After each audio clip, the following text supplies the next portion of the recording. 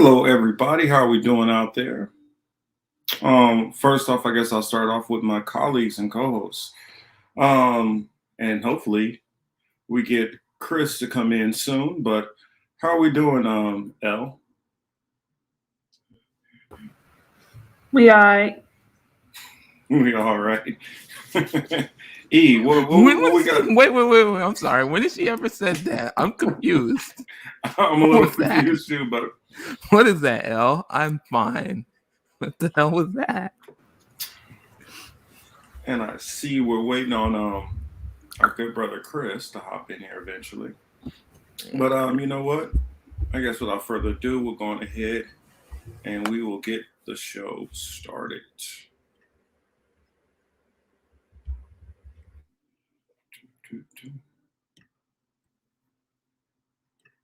You are here because you have a question that you need an answer. Thanks for joining me. Modern free masonry as we see it. Negative shit to say about Trump, and then you get caught. What happened for the next couple of centuries? Yeah, no, I mean, Like cool gay man, people also want to see it. what?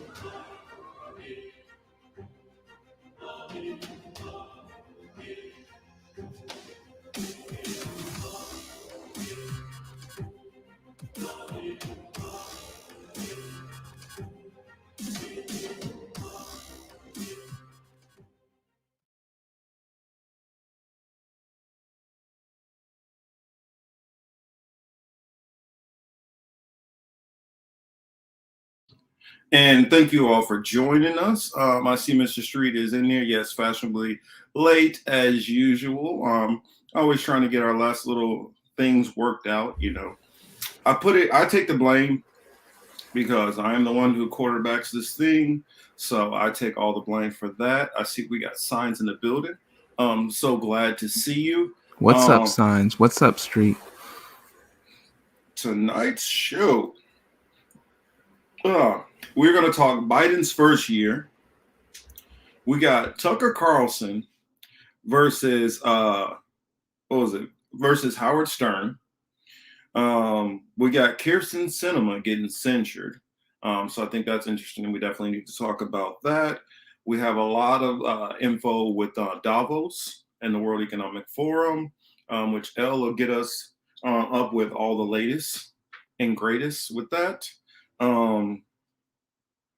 Let's see, and what else do we have there? We have a couple of other stories. Oh yeah, that's right. We have the. I wanted to talk a little bit about the sanctions that are on Afghanistan and the, what's going on, the situation there. Let's see, there's so many subjects to get into that we can get into, but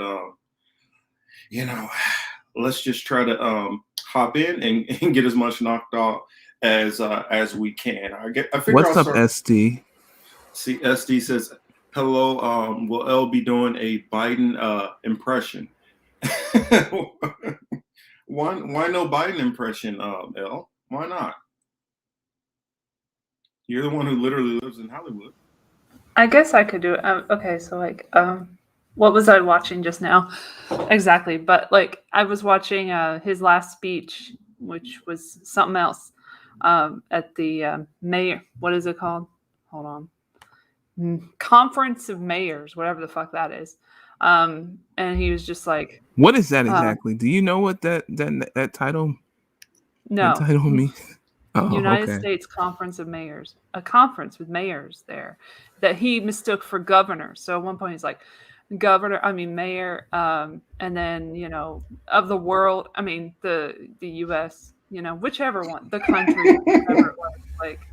I need to go. I need to go backstage and talk to Jill. I don't know where I am right now. Am I getting that yogurt later? Am I getting? Okay, I am. Oh, okay, all right. BlackRock is taking over the residential neighborhood that you live in, and you will not be able to live there anymore, but you will be happy. Let's go to the Davos agenda. Whatever, that's kind of what I got from it. He was actually at the 2016 and 2017 Davos agenda, so that's a fun fact. And became I did president. not know that. Is it the new Bohemian Grove? For I wouldn't be surprised if they have a bisexual Bohemian people? Grove. I wouldn't be surprised if they have a version of a Bohemian Grove over there. Yeah. I don't want to imagine Klaus doing the dirty, though. That's Ew. definitely not I don't imagine any of them doing the dirty. That's well, some of gross them are all the way around. are reasonably attractive. The newbies, the Name little one.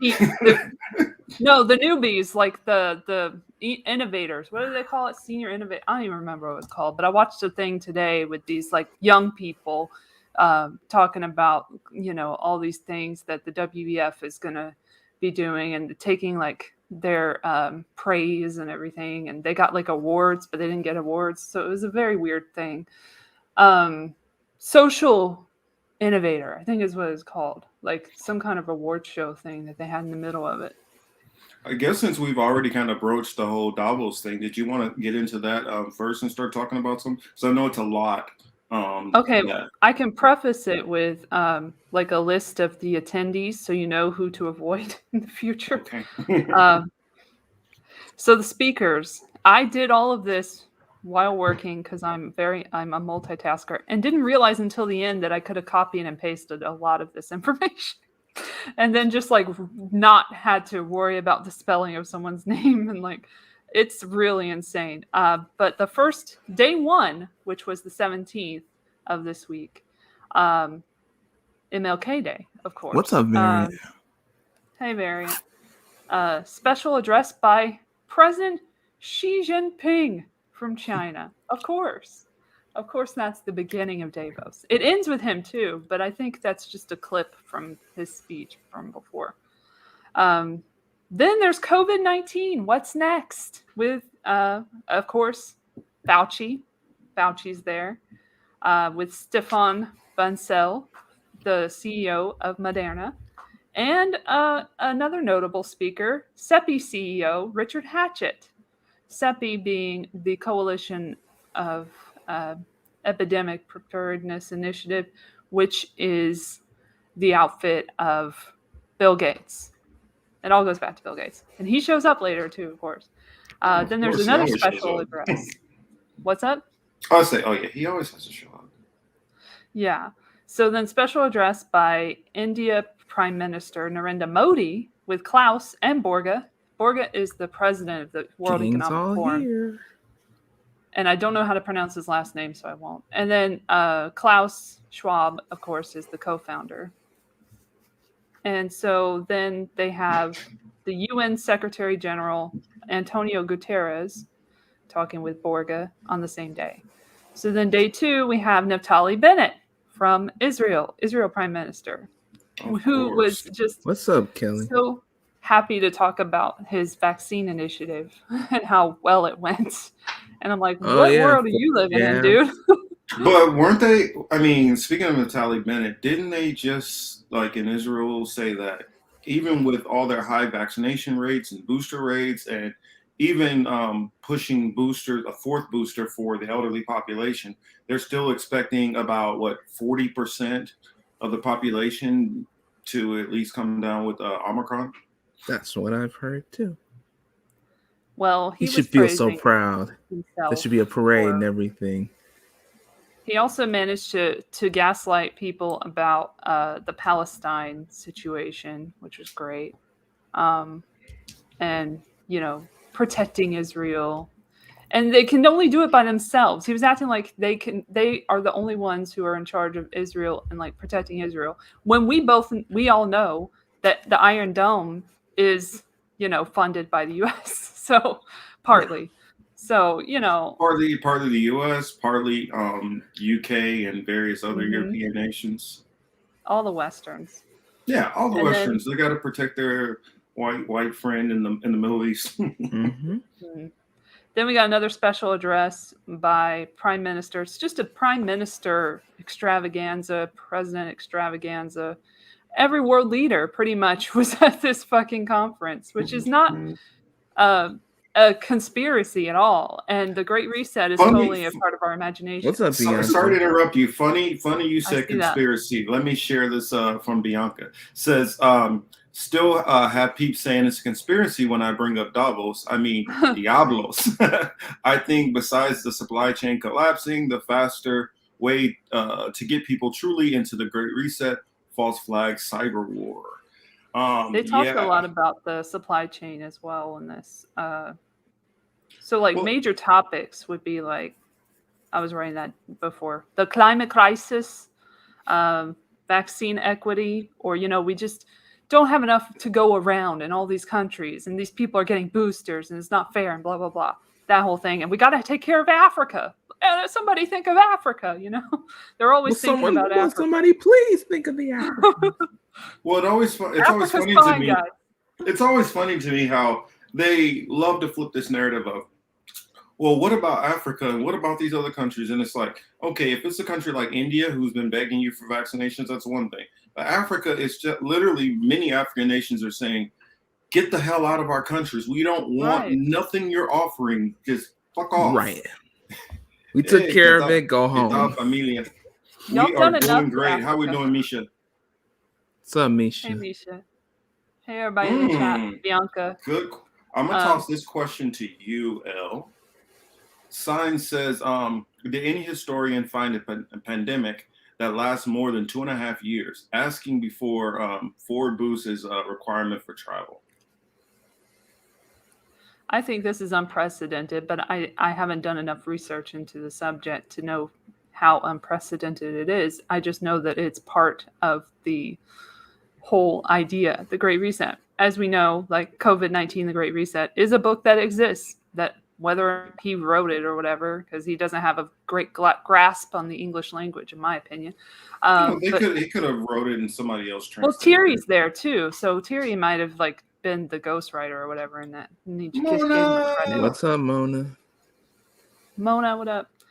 So anyway, it's part of the plan, or they're definitely benefiting from it. There's a nice way to put it. They're benefiting from the crisis, and they talk a lot about the opportunity that arises from crisis. So it is part of their agenda and everything to recover, which is what I was going to get to, like build back better. Mm-hmm. They talked about that, and business growth, like growing their business and getting back to recovering from the pandemic and remote work and all that stuff, and like getting people to. They say a lot about low-skilled workers, which is funny because that was mentioned in the speech by Eric Adams, the mayor of New York. And so it's funny hearing that again. But they kept mentioning low-skilled workers, and they have to get people skilled and everything and ready for the future, blah, blah, blah. Well, Elle, how are they planning on doing that, by the way? Do you have any information on that? Well, they have all kinds of ideas, but the plans to implement them were not really readily available from what I could tell from every platitude spouting speech that they had, or panel that they had with these people who just gave me such a headache because they're all saying the same shit. It's like the same script, every person. Yeah, and yet they're saying nothing. And they even had a couple of new entries to Davos, which I've heard it in Spanish and Portuguese also now. Yeah, it was more. It's a lot more cringeworthy in Spanish. Trust me. Oh yeah, I had to suffer in English, but another thing that they kept mentioning in many speeches was trust. They kept saying trust. Ain't nobody trusting you. The reason you're virtual right now is because you got death threats. Let's be honest. They never say that. They're like, oh, we have a virtual meeting. We're so happy. Okay. But we want to see each other, blah, blah, blah. I'm really good at the Klaus. And so then they're saying that all the time. But, going into the history, people know what's going on with the Great Reset and the Davos agenda and the World Economic Forum and Klaus and everybody. So they were sending some threats. There were threats sent, whether they were real or not, we don't know. But there were issues with them. I don't doubt they're real. I mean, literally every public figure that's on a high level gets death threats. So they For could just sure. easily just focus on the death threats, whether they're tenable. I mean, whether Mhm. they're, I mean, you have like, Miss America gets death threats. And I mean, Right. they don't It's not even, that big a deal when you get that's what I'm a saying. lot of people Right. do suffer from that part of fame. But anyway, what I'm saying is like they couldn't gather together because they were too afraid that they would be targeted, which is something that they should be more afraid of and not worried about how we're going to trust them because we're not going to. They all seem to be so deluded that they think, oh, we're going to develop all this trust from these people and they're going to believe in us, even though we've broken the contract that we've created with these people and can't even get our lies straight with our agendas. But anyway, I digress. So moving on from that was, Yeah, and I'll just do like a who were run some of through I the guess highlights. yeah, the big name highlights, or who had anything, Yeah, the big name really, highlights. interesting, Yeah. who had anything that kind of jumped off the pages that was a little bit different, off the norm, or I Well, the guess just Latin America Outlook part, which you were referring to, was a smorgasbord of willing participants in this shitty agenda in Latin American countries, which is really Mhm. sad. So the president Guillermo Lasso of Ecuador, President Guillermo. Jose Pedro Castillo Terrones of Peru, President Ivan Duque of Colombia, President Carlos Alvarado Quesada of Costa Rica. He was really annoying. President Alejandro Giammattei of Guatemala, President Mauricio, and then this isn't even a president, but he's the president of a bank, so it's okay. Mauricio Claver Carone of Inter-American Development Bank, and they were all talking to Borga, the other guy who's heading it. So that was really depressing because it's like y'all are falling for it, or you're being really stupid, or you're just a part of the agenda in the first place, and you got to wonder how they got to their level because a lot of the people speaking at this thing who were prime ministers or presidents just got elected very recently, and that can't be a coincidence. Don't tell me it's a coincidence. Gracias. Thank you. But it's just you keep seeing these people, you Wikipedia them, and you're like, oh, they came in just now, like 2 months ago or 4 months ago or whenever in an election. You're like, that's interesting. Now they're at the WEF and they're doing the same talking points, every person. I'm sorry, reading Sign's comment here. Yeah, RNC. I'm wondering if I should read it out loud or not, but Pendejos. yeah, that's what I'm like. I wonder if I should or not. El equipo que dice somos todos pendejos. O DNC somos casi todos Mona, I see the pendejos. same. Just I'm saying. with Streets. I see the same thing. I don't ask what they. Mm. I don't go to find what they. I don't go to pick up anything. I go to see what they have left. There's like bear shit all up and down the aisle. It's just they're not even trying to hide it anymore. Well, and especially I've noticed even besides the food, a lot of the stuff, if you go to like for normal cold and flu medication, vitamins, Yep, all that they're stuff gone. is especially rated through because like when I had my little bout, and for those who don't know, I was feeling I took a couple of days out of work just to be on the safe side, because I was having, I had like headaches first thing I wake up, really, really congested in the morning, and then it would kind of just die off after a while. And so with me, since I suffer from allergies, seasonal allergies really badly, and have most of my life, I didn't know if it's allergies, if it's cold, if it's flu coming on, if it's supposedly Omicron, if it was Delta, because Delta is still out there. So who knows Delta's what it that is? bit. And with everybody worrying about with all these different, variations of things, no telling. And then also not to mention, me and Elle, we live out here in California, which has really bad air quality in general. So no telling what the hell it could be. So sorry to interrupt. Go back to Well, yeah. what were you? What did you figure out what it was, Marcus? I was just having a sinus headache. That's Gotcha. all. All right, cool. But there is something that I want to get back to on the Naftali Bennett thing. But since, continue on with these top world leaders and stuff. Well, the next one was accelerating and scaling up climate innovation with Bill Gates, Borga, and John Kerry being the notable speakers. John Kerry, who is the climate czar or whatever the fuck he is of the Biden regime, but doesn't really follow the same instructions that he gives out to others. Yay! Chris is here. What's up, Chris? Hola, ¿cómo estás? Go ahead, respond to her in Spanish. I know you can.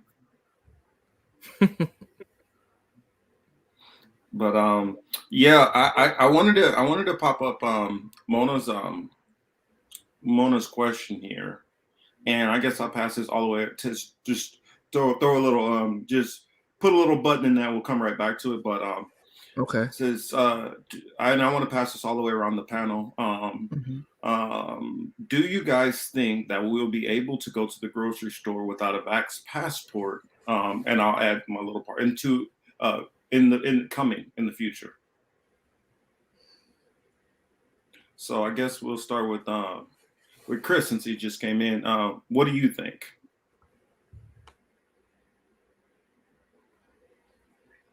Or if his audio is good or not. I thought he was frozen for like a minute. He didn't move it. Did you see that? He didn't move at all. His head didn't move. None. He said Chris's head didn't He's move. moving nothing. now. No. Oh, but he wasn't moving for like a good 10 to 20 seconds, so I didn't actually think he was moving. I can give my theory. Yeah, what's your theory? Yes, my theory is that it'll probably I see it happening some places, not in others. Right. They maybe in the blue, maybe some blue states. Oh, and hold on, and let me add this onto it also. Mona says, I know kids won't be able to go to school, and we won't, and we probably won't be able to work without a vax passport. So yeah, all of those things, vax passport. How do you think overall is going to affect our society? I think there's just going to be some form of stores, all of it. I think there's just going to be some form of it coming, regardless, simply because there's all the COVID information. There's basically people saying, you're going to get it no matter what you do. I mean, that's what I'm hearing. I'm not a medical professional, and I want to make that disclaimer, but you have numerous people saying that they're becoming more mild versions of COVID, and yet we're still seeing people push mandate. We're still seeing states wanting to push mandates, wanting to push vaccination requirements. So my theory still stands. The vaccine, COVID and the vaccine is just used to implement a new form of subjugation and control. And if it's not the vaccine and the virus, it'll just end up being something else.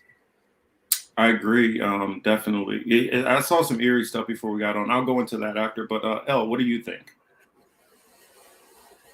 Oh yeah, in some places it will get dire, but I don't know how far the U.S. will go in these big cities in regards to like stores. I did see like a sandwich market that was vax only, or that's what I'm going to call it, because that's what the hell it is. It's like if you need to prove that you had the vaccine, it's vax only. So I'm going to start calling it that.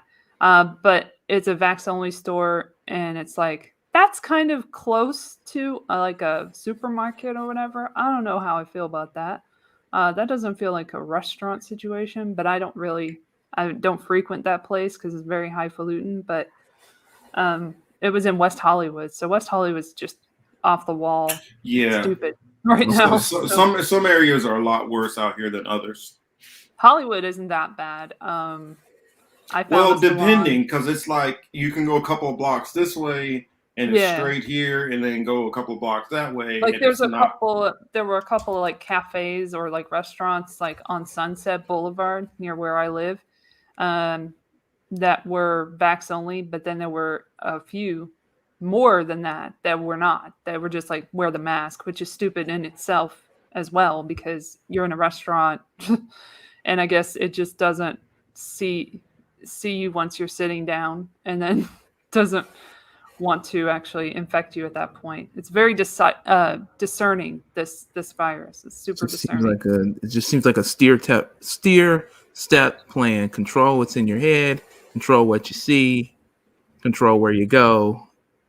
And right? again, if you believed all this shit in the first place, you just don't have I don't want to be mean, but like your cognitive faculties are not all there. I'm sorry.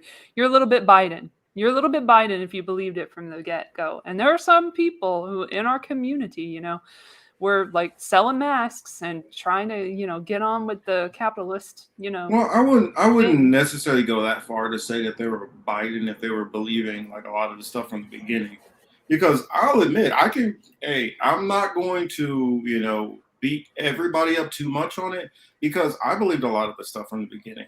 I mean, Well, and once you do the research, the thing is like people like whom I'm kind of referring to a little bit is hey Barry Tina, Weiss, who we're probably going to mention later. But Barry Weiss was on Bill yeah, Maher, who's taken I'm a turn. gonna bring that up Yeah. too. Oh, So yeah, So we'll God. talk about her we'll and how talk I about feel that. about that situation. Well, because I tweeted it out on my Twitter, so we'll go into that, and we're gonna go into the. I guess is this a good moment to bring up the Howard Stern and Tucker Carlson? I thought I Howard just Stern wanted was to. dead. I thought he I was mean, dead. his career is dead. I thought he was He gone. looks I thought he was. dead. I mean, I thought he was dead. his Nothing I against wanted him. to I mention thought one he more was dead. person who his was spirit is notable. dead. But yeah, go ahead, El.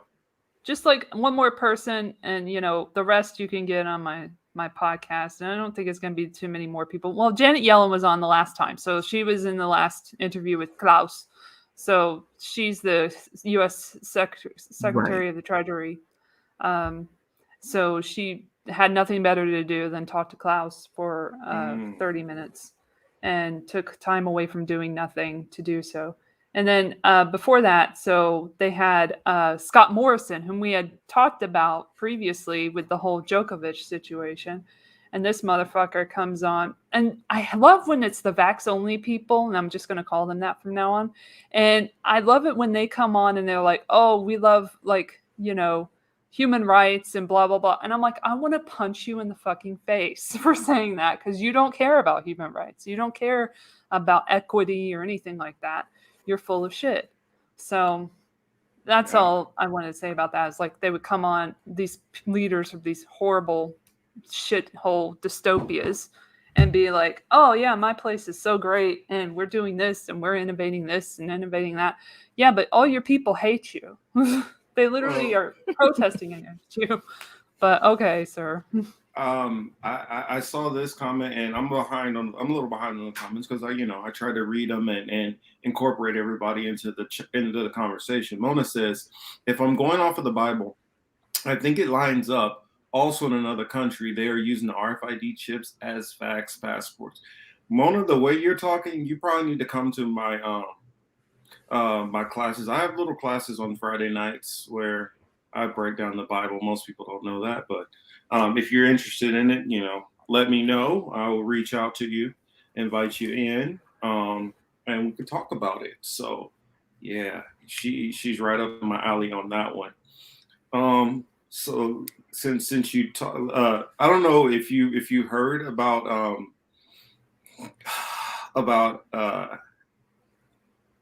Howard Stern, but if you didn't see this, because I actually saw this on Jimmy Dore before, and I know we have some out there who are not the greatest fans of Jimmy Dore. I'm not gonna say I hate. I mean, I'm fine with Jimmy Dore, except for the fact that he always talks about he's the only person who's talking about a lot of this stuff when there are many of us who are talking about this kind of stuff way beforehand, and then he kind of and before him, and it feels kind of like a real slap in the face. But besides that, he does a good service out there, right? So here I'd rather them know some form. I mean, it sucks that he takes the credit sometimes, but I would rather they know Yeah. I'd rather they know on some level at this point. Because So this is on my Twitter. For those who are not following me, as you see it there, look for New World Fascism. That's my other one besides Young Morpheus. This one I kind of go on a little bit more rants, a little bit more fiery. I try to stay more reserved on the political matrix. Hold on a sec. Bring Chris in. Hopefully his computer's working fine. Sound check, Chris. Is your computer working for you?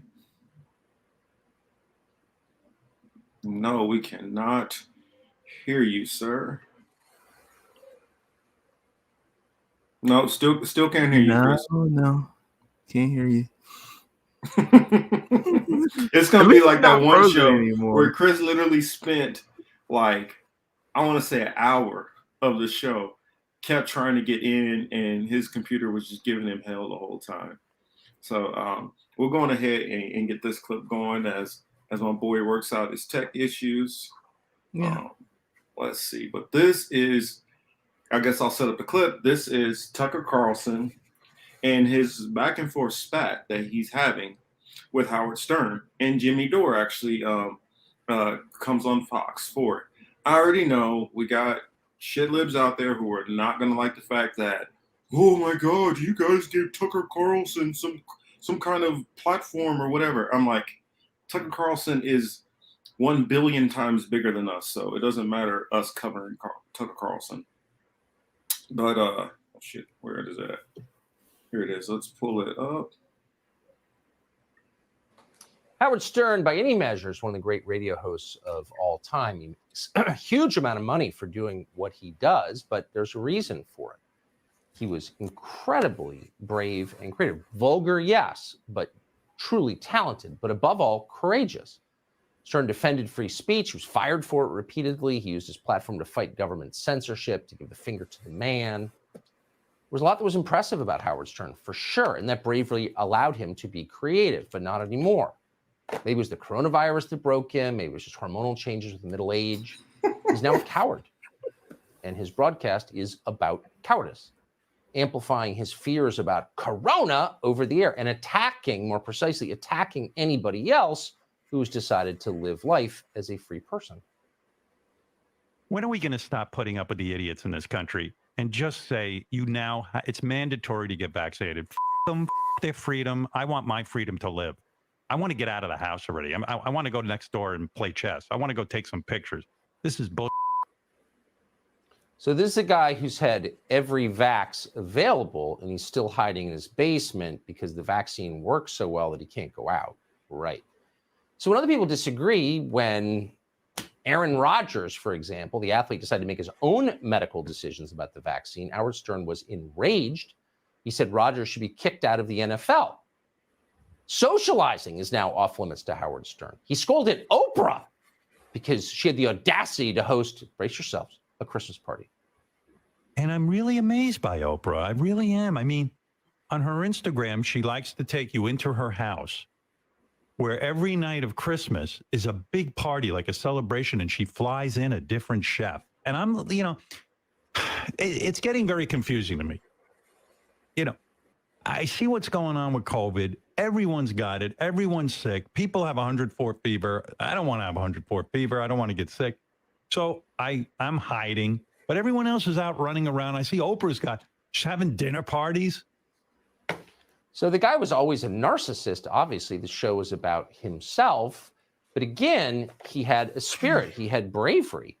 But he's declined into this kind of quivering mass of neuroses and hatred. Hatred that has so overtaken him that he's decided that anyone who doesn't follow his commands should just go die. Listen. If it was up to me, anyone unvaccinated would not be admitted to a hospital. At this point, they've been given plenty of opportunity to get the vaccine. They don't trust our government. They think that there's some conspiracy to turn them into a magnet or something like this. Now, if you don't get it, in my America, all hospitals would be closed to you. You're going to go home and die. So if you don't trust the government, you don't get health care and you should die. So the bigger question is, how did this brave, creative guy become a tool, a craven tool of the powerful wishing death on his own listeners? There's something sad about this, really sad. Jimmy Dore has watched it happen. He's the host of the Jimmy Dore Show, and we're happy to have him come on tonight. So, Jimmy, I'm not even attacking Howard Stern, whom I respect for his talents, which are real. But what is this that we're seeing? I don't know. Is there anything creepier than a guy who looks like a hippie but talks like a Fed? Not for my money. But please, That's good. Can't we all? I mean, Howard Stern, can't we? Doesn't anybody care about Howard Stern anymore? He's just a poor guy who wants to go outside and feel the breeze in his wig. That's all he wants to feel. So what is weird to me is now he went from being a bad boy to becoming Hillary Clinton's buddy. How do you do that? He's about as dangerous as a pair of plastic scissors.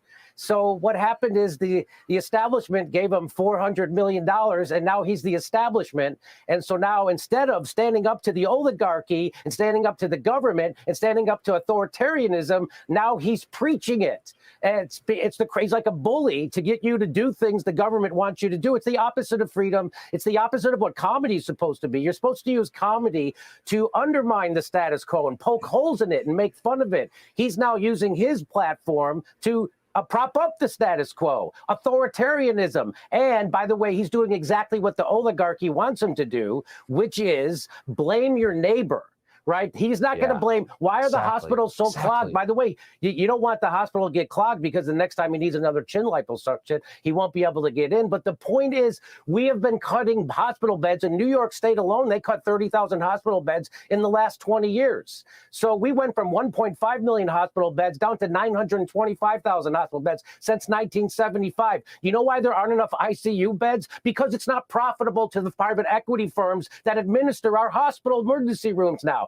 People don't know this. In 2018, I just covered it on my show, there was a huge outbreak of the flu. And guess what? Every hospital in every state was overrun, and they were treating people in tents for the flu. So this idea that the COVID patient is the person you should be angry at, instead of the oligarchs who have been getting rid of hospital beds and ICU beds because they're not profitable, of course that's what Howard Stern does now, because he is the status quo. There's no point to him anymore. He turned in, and so instead, you know, if you live long enough, you as a hero, you're going to, I guess, turn into Don Imus, because that is what happened to Howard Stern. And it is sad to watch. I don't even know what to say. Go Jimmy Dore.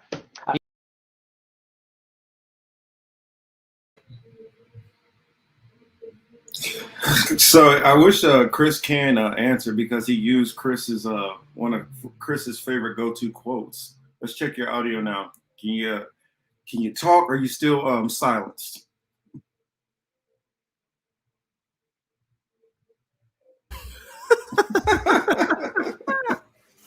Still silenced. Can't hear him still. And I see we have Mariana in the house. Oh, hi, Lord. Mariana. Hi, Don't do it. Hi, Jack. What you know? What you reminded me of? I don't know who's seen the show. Actually, I won't spoil it. But it's this one show I watch. Nah, screw it. I'm gonna spoil a little bit. But The Righteous Gemstones. If you guys don't know about it, go check it out. It's funny as hell. And for us, especially y'all who out there, y'all like to blaze, go blaze and watch that show. I wish I could, because it'd probably be super funny. It was this one part, he's like, I'm gonna kill myself. But that's what Chris reminded me of there. Elle, what's some of your thoughts on that? Are we still allowed to say that on the YouTubes? I've heard people if say I'm mocking the unalive. show, I'm not saying I would do it. I'm just You could be remarking taken out of from a show. context. Tokyo Shimp is going to see that, and he's going to do a whole special about it, about your. Oh yeah, and I want to declare first, put a disclaimer out there that we are not trying to spread any kind of medical misinformation. All we are doing is we are covering a quote, a short segment from Tucker Carlson's show with Jimmy Dore. Their opinions do not reflect ours. None of us are medical professionals. We are all just speaking our own opinions and thoughts. So YouTube, please don't attack us. So go ahead. Promote self-harm. YouTube wants to tag us so bad. Yes, we do feel like we are under some kind of authoritarian regime, almost like the CCP in China, where we have to be fearful of every little word that we say are being censored. So yes, we have to do what we're doing. So go ahead, El. Sorry.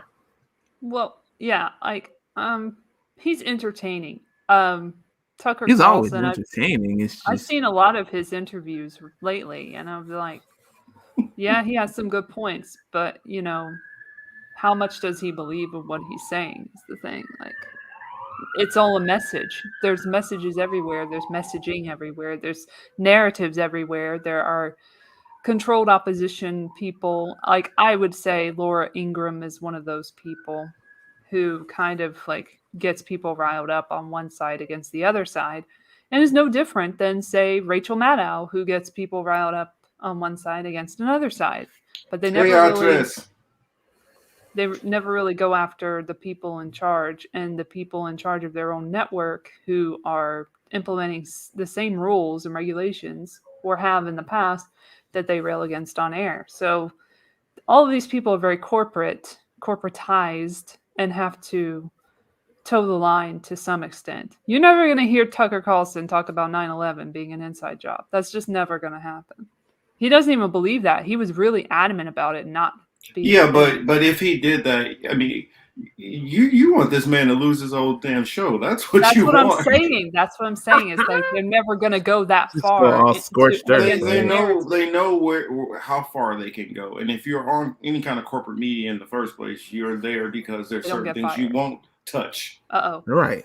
So that's just a given. Some stuff you just, right. Don't even expect them to bring that up. Things you don't touch, but you also don't say to other people like that's not true, blah blah blah, which is what he did on camera. But you know, when addressed with that information, he would. That's everybody, Demon. Stern has fell off. I'm sorry, my brother Wesley. How we doing out there? I just want to say, hey. He fell off a long time. He has fell off. He is just being held up by the establishment, and he's getting all those corporate dollars, and that's what's keeping him afloat. Just corporate dollars. But yeah, he's long. I wasn't comparing. Nobody edgy really cares about it. No, I was responding to Wesley. No, I see Demon there. Sorry, Tucker, I wasn't saying Tucker was the same as Maddow. Get me straight. It was Laura Ingraham that I was referring to when I said Maddow versus somebody. So I wasn't saying Tucker. Just for the record. Sorry, I'm behind. I'm just trying to catch everybody's comments. Yeah, that's what I'm trying to just tell them the truth. Yeah, it is. It's true. I agree with that person. I mean, even Jimmy called out the wig. I'm like, my God. Yeah, but, on his live on his show when he talked about it, I mean, it's bad. I mean, my take on it was a lot like Jimmy Dore's. It's kind of sad to see the people who were the ones who used to put a thumb in the eye of the establishment, who used to be the take no crap, and have turned into the biggest, as Skylar would say, the biggest bootlickers of all. And this man has gotten every possible vaccine he can get. If you were still scared to go outside of the home at this point, then when are you ever going to feel comfortable and safe? I mean, you're already a super wealthy person who doesn't really go around anybody else. I'm pretty sure a majority of the people who he goes around are probably all vaccinated any damn way. So at this point, what are you even talking about? It doesn't even seem genuine. It doesn't seem realistic because, for instance, it's like the people at the White House people who work around the White House and all that, and who interact with all those people, and they get this weird anger about people who are unvaxxed when they literally are not around anybody who are freaking unvaxxed. And also, if you're so confident in the vaccination, you're so confident in you're being boosted, then why are you still going on and on about worrying about everybody else? At this point in time, if people have made the decision that they don't want to get vaccinated, then that whole argument about, well, I just worry because they could give it to me and I could give it to an immunocompromised person. Well, if you're an immunocompromised person where you can't take it or things like that, and I'm pretty sure there's medical exemptions where you can stay away from a lot of the population. Even if everybody does take the damn thing, it's not going to stop you from spreading it. And I heard Graham Elwood, or it's funny, somebody used to put Prop used to put Graham L Weird, because at this point that's what he's become, L Weird.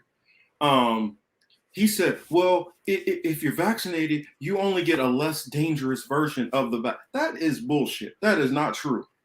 If you're spreading it, you are spreading. It's not like, oh, well, the unvaccinated only get Delta, and then the vaccinated, they get a mild version of Omicron. No, if you're spreading it, you're spreading no matter which one you get. And if you're that confident in the vax, just be confident in the damn vax, or don't be confident in the vax. Like but COVID picked keep and going. COVID picked and chose. Yeah. Like the vaccinated.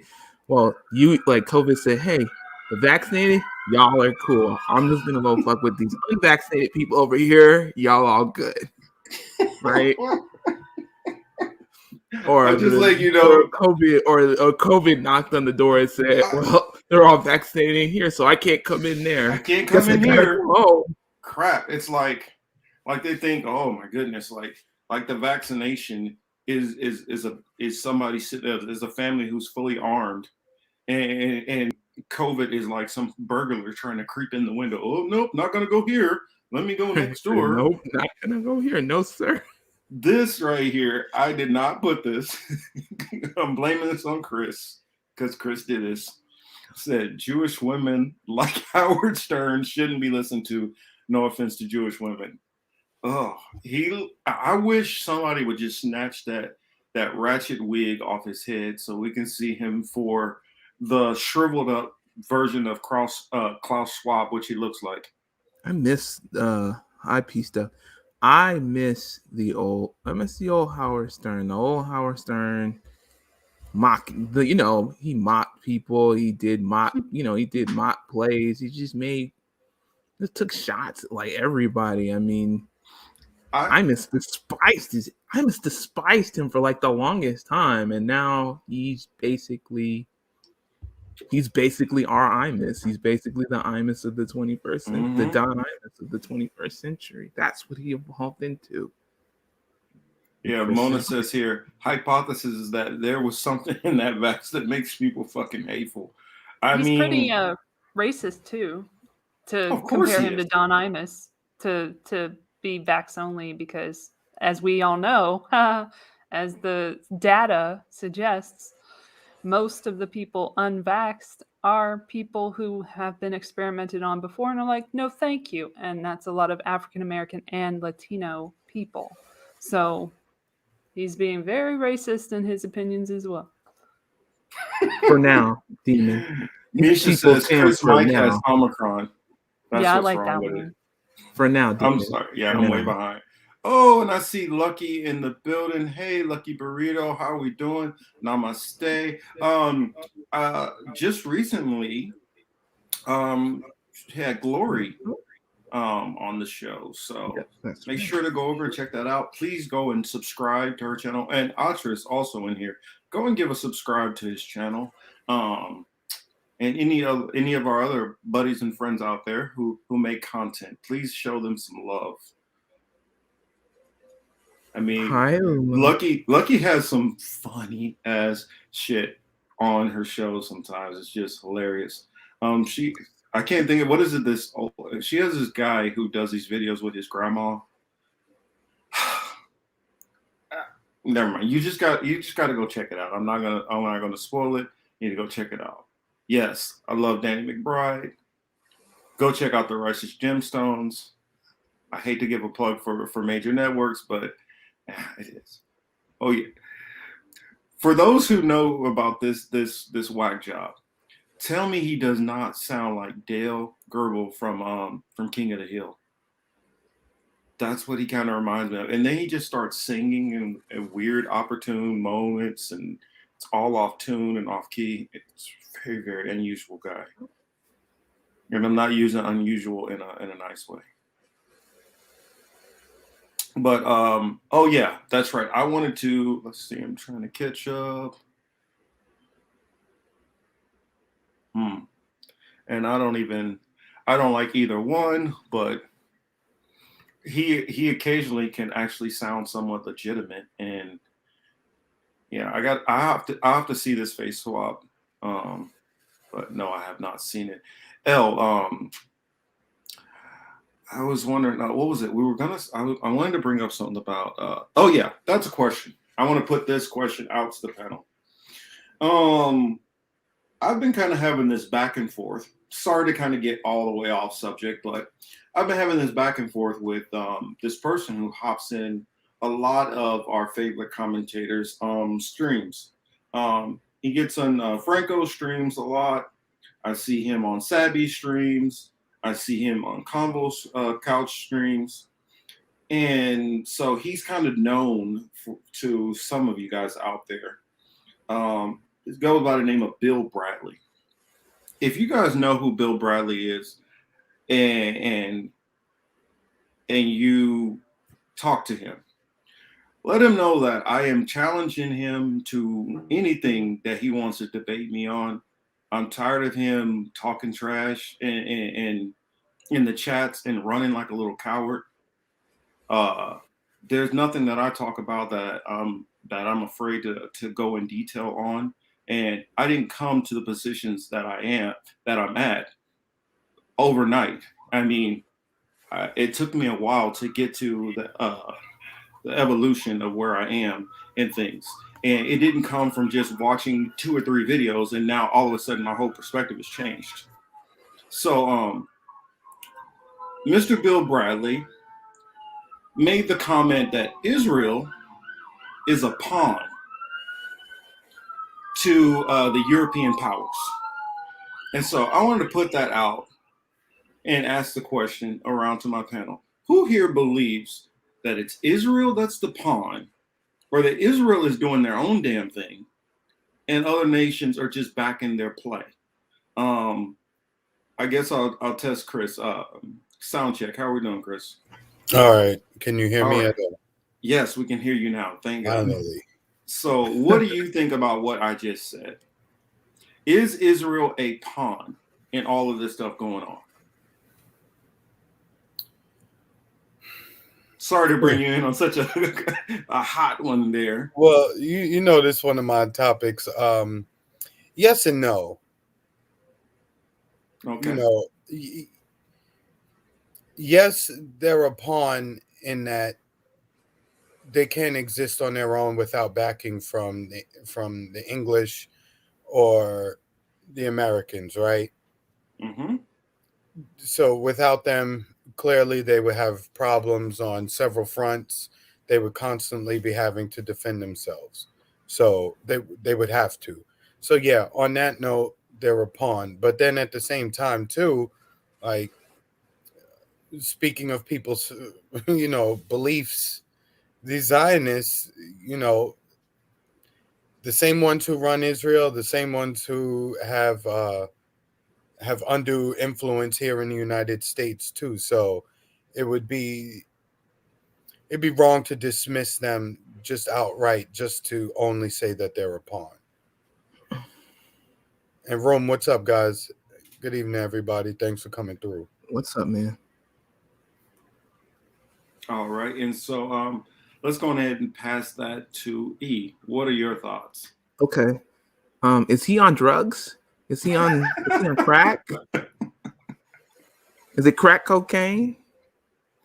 I mean, it's some kind of a substance. He's on some ayahuasca. Is that it? Did he take a mind altering? Did he have a mind altering experience? Is that what's is that the bar set for is that the bar set for panel speakers today? I mean, you got to explain it to me, because that doesn't, from the history we know of Israel, I mean, I don't think they're really pawns. I think it's just more of like a parasitic relationship.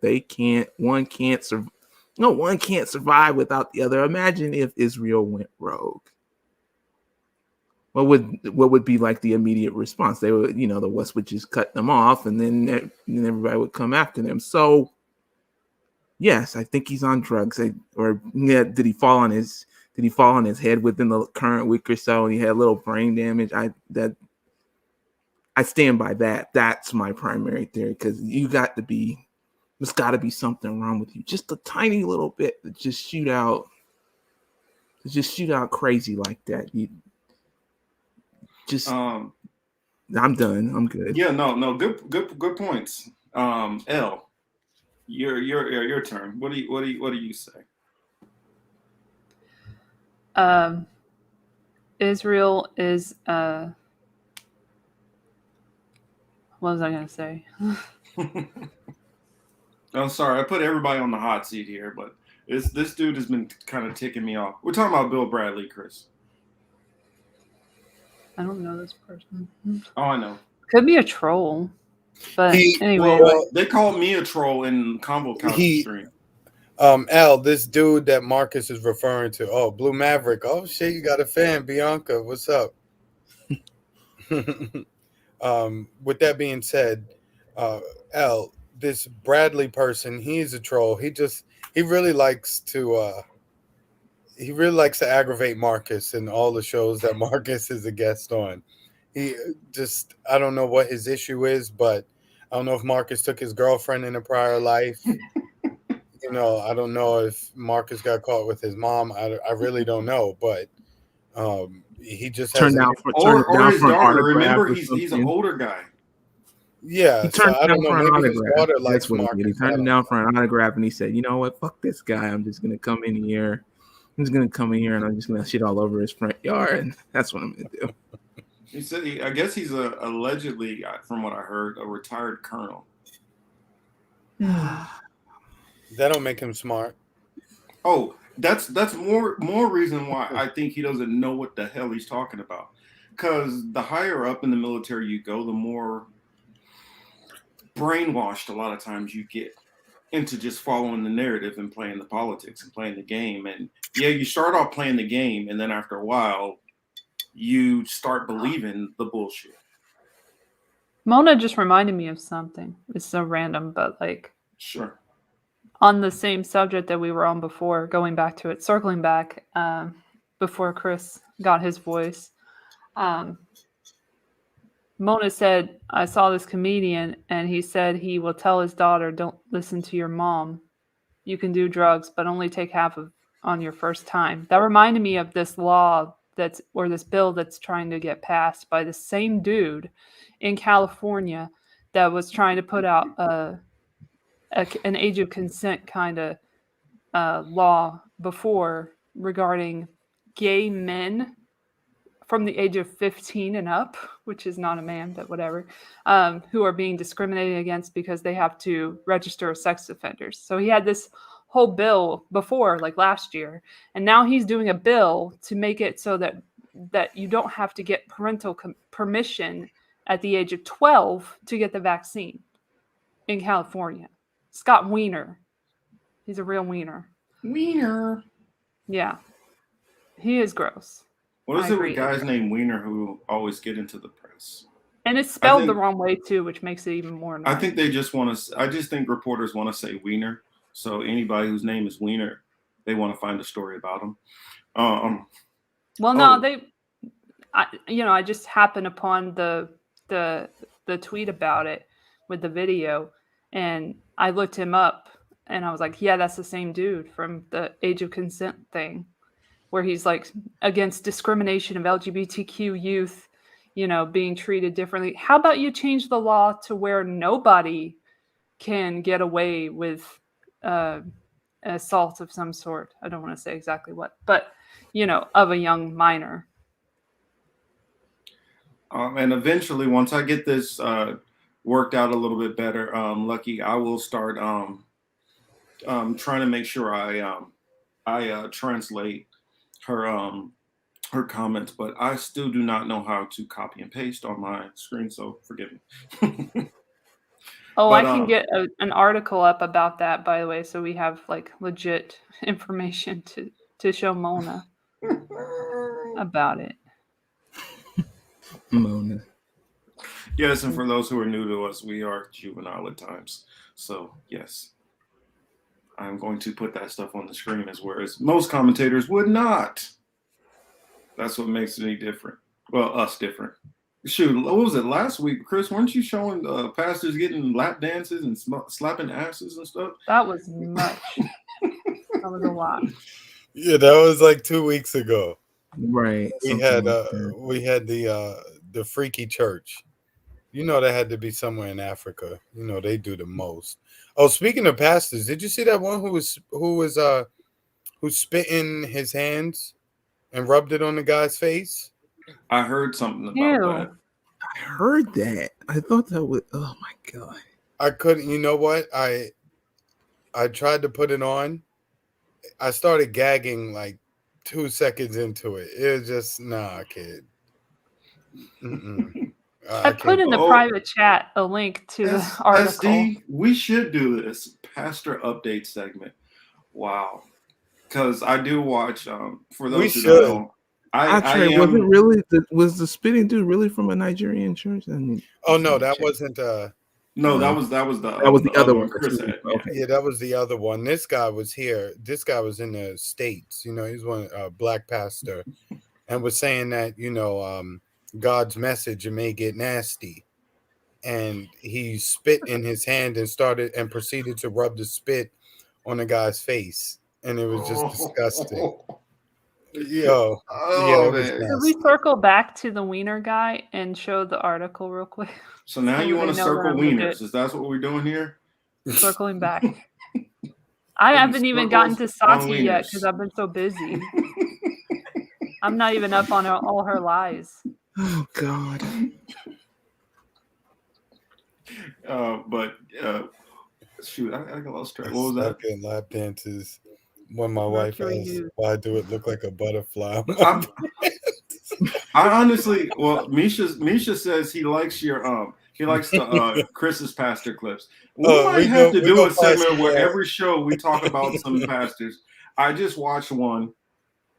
His name is Bishop Brian Carn, and there's this video where like he had, they have the altar call. For those who don't know what altar call is, they have people come up to the altar and the pastor prays and puts his hands on you, whatever, and people start falling all out like he got magic powers.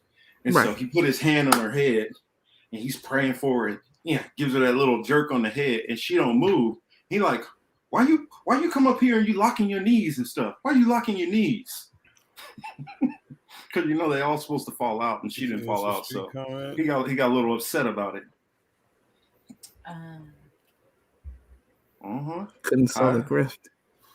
But yeah, what were you saying, El? You said you wanted to talk something about Saki. No, I said I sent the article in the chat, in the private chat, for the reference to what I was referring to. Whatever, the article to prove what I was referring to, which was. Are you saying Elle wants to circle back to the wiener? Yeah, we're circling back to the wiener. We'll get to She wants Saki to put when I circles get on back wieners, to her. of course. I was too busy for L. Saki this week. She wants to put circles on wieners, of course. Hold on, here it is. Keep them encircled, yes. And don't make Elle leave, man. Please provide an email address. Fuck off. Just exit out. Yeah, it doesn't want to show it. Of course. It says, screw us, we're not playing. Get a VPN. What the hell is Teens for Vaccines? California teens could soon get COVID-19 vaccine without parental permission. They introduced it as Senate Bill 866 on Friday. I'm surprised it's not 666. I guess that was taken. To give minors a voice in their own health care and over their bodies. Oh, now we're talking about that. That reminds me of, did you guys see the video in Canada where it was some kids on a panel with their parents, of course, and they're asking them in French, what do you do if somebody's unvaccinated? They're like, call the police.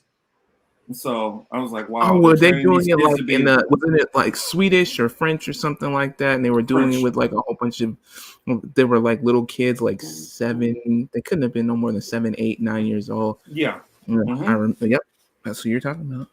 And the Yes. Propaganda. commentator was asking, "What would you do to them?" And they were like, "Put them away, put them in jail. So creepy. I've already gotten my one shot. Fuck them. Fuck those people."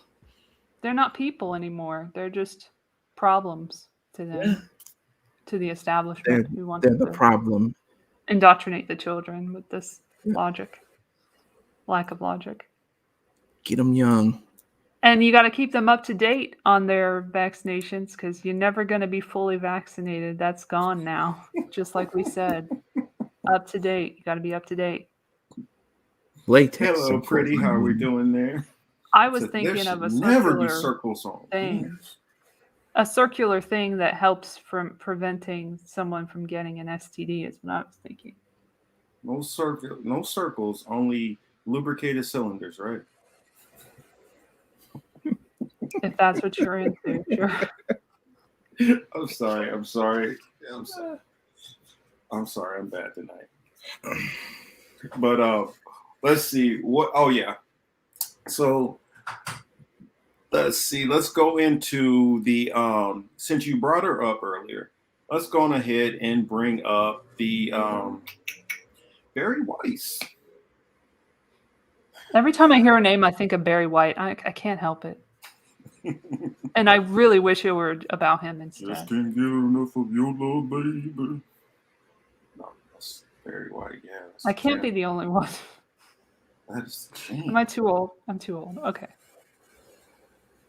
And then I always think of what is it? Start thinking about what is it? Money Talks. When he's singing the Barry White singing. You guys remember that? Mm-hmm. Oh shit! Why did I back missed all the way that out one. of there? I need to go and search my other Twitter. What, Marcus? What happened with Barry? What happened with Barry Weiss? Barry Weiss. She just had a recent interview on Bill Maher, and of late, it seems like what her plan has been this last, I want to say, year and a half, is been like to really revamp her image. And unless she has a clone who's like body snatched her or something, she's been talking very differently over the last year and a half. It's almost hard for me to believe that this is the same woman who was like so anti-Democratic Party. So, I mean, well, not Democratic Party, but any kind of leftist politics or libertarians or right. She was like basically one of the ultimate establishment Hillary Clinton type Democrats in my mind. And so it blows my mind. Bianca says Barry White is the horniest man on earth. Oh, man. How many babies did that man make? You know, as usual, I don't know if Marcus, did you? I don't know if you guys saw it. And Elle, I'm sure she probably did. Yes, she's the toady chick. But yeah, you know, Barry Weiss was on Bill Maher. They were discussing the corona. They were discussing the Rona and everything that comes along with it. And of course, she was critical of what the government's position has been. Primarily, let me say, she was critical of what the government's response has been. They were both equally critical of how Democrats have responded to it. And now all of a sudden, she and Bill Maher are right-wing, nut jobs. Yeah, they're considered right-wingers now. Anybody who goes against that narrative automatically gets thrown into the right-winger camp. Like, correct. And this has been going on. Like, I've watched for over a year. Every single one of these, shit libs and I call them a shit lib because you can say you can be for the vax or whatever, but when you start getting to the point where anybody who disagrees with you automatically, they're no longer on the left. Or I've watched people who are kind of what I would call, kind of square Democrats, for the most part. They've always been kind of, oh, well, whatever the party once. I don't really like Biden, but I'll vote for him. Now all of a sudden these people are even being thrown into you're a right winger now. So let's hear what Barry Weiss is talking about here. Let me pull it up. Sorry about all the background noises. I don't know what the hell is going on outside. I'm done. With this question? No, I'm done with COVID. Oh, I'm done. It's like I went so hard on COVID. I remember. sprayed the Pringles cans that I bought at the grocery store, stripped my clothes off because I thought COVID would be on my clothes. Like, I did it all. I watched Tiger King. I got to the end of Spotify. Like, we all did it, right? No, we did not do it. Well, here's the thing. A lot of us did do it. And then we were told, you get the vaccine. You get the vaccine and you get back to normal.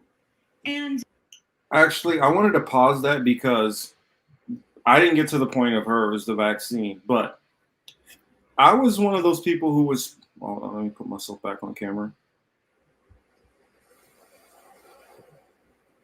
I was one of those people who was following that narrative of, okay, spray everything down, wipe everything down, do all this. I mean, I'm pretty sure I can pull up an old video of mine where I'm comparing COVID and, the 1918 flu pandemic.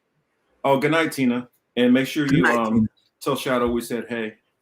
And give that little guy a hug for me.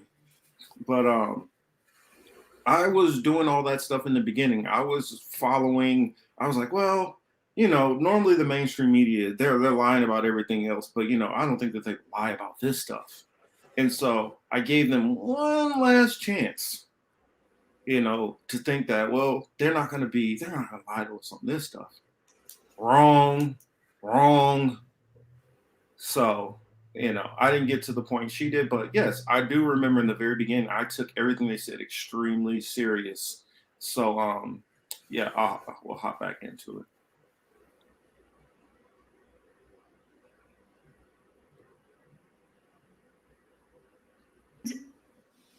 we haven't gotten back to normal. And it's ridiculous at this point. I know that so many of my liberal and progressive friends are with me on this, and they do not want to say it out loud because they are scared to be called anti-vax or to be called science denial or to be, smeared as a Trumper.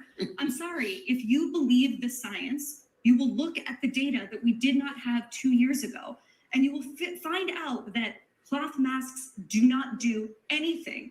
You will realize that you can show your vaccine passport at a restaurant and still be asymptomatic and carrying Omicron. And you will realize, most importantly, that this is going to be remembered by the younger generation as a catastrophic moral crime.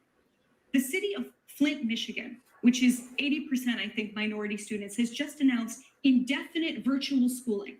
In the past 2 years, we've seen among young girls a 51% increase in self-harm.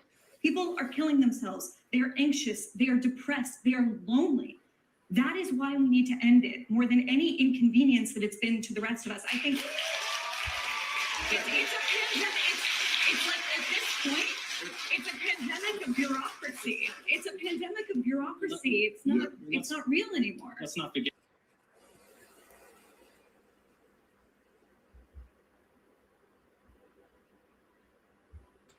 Sorry, what do you guys think of that?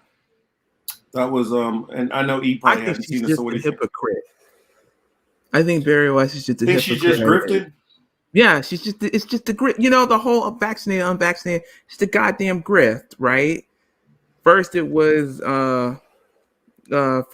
everybody get vaccinated, it's for your own safety. Then it's like prosecute the unvaccinated, it's for your own safety. Now it's like we need everybody to get back to normal. There's a lot of people where their normal wasn't really all that great, right? And I know we'll talk about Biden later, but seeing Biden come up and say like a year, he's like that he overexceeded expectations and that he did everything right. I'm like, you do realize that like people died and people lost their homes and people lost their jobs, right?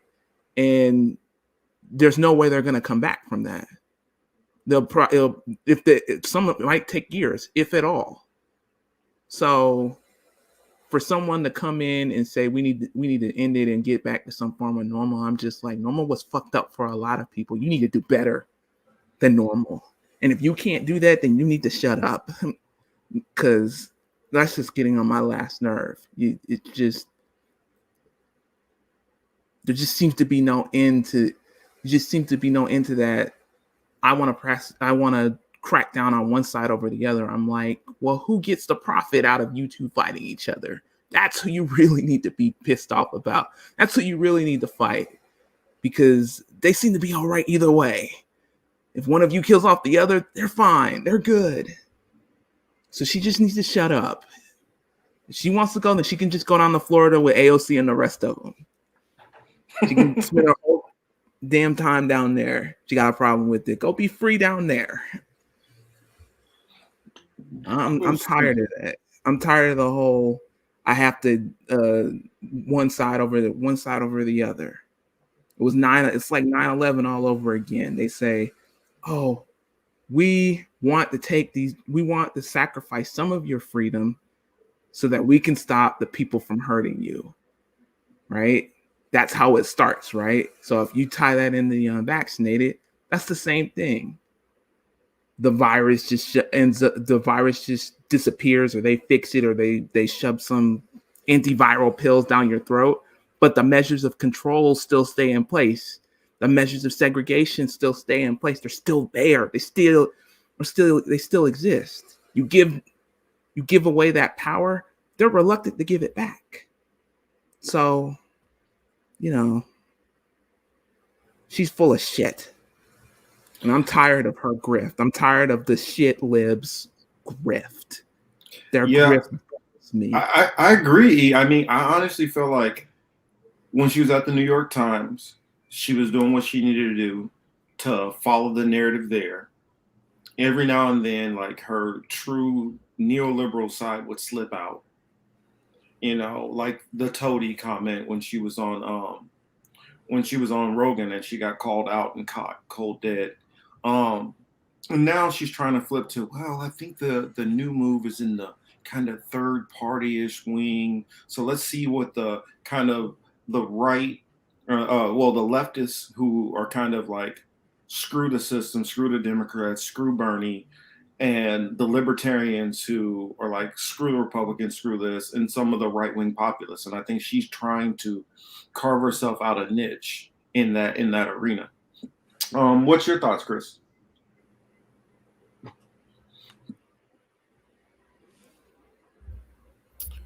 Well,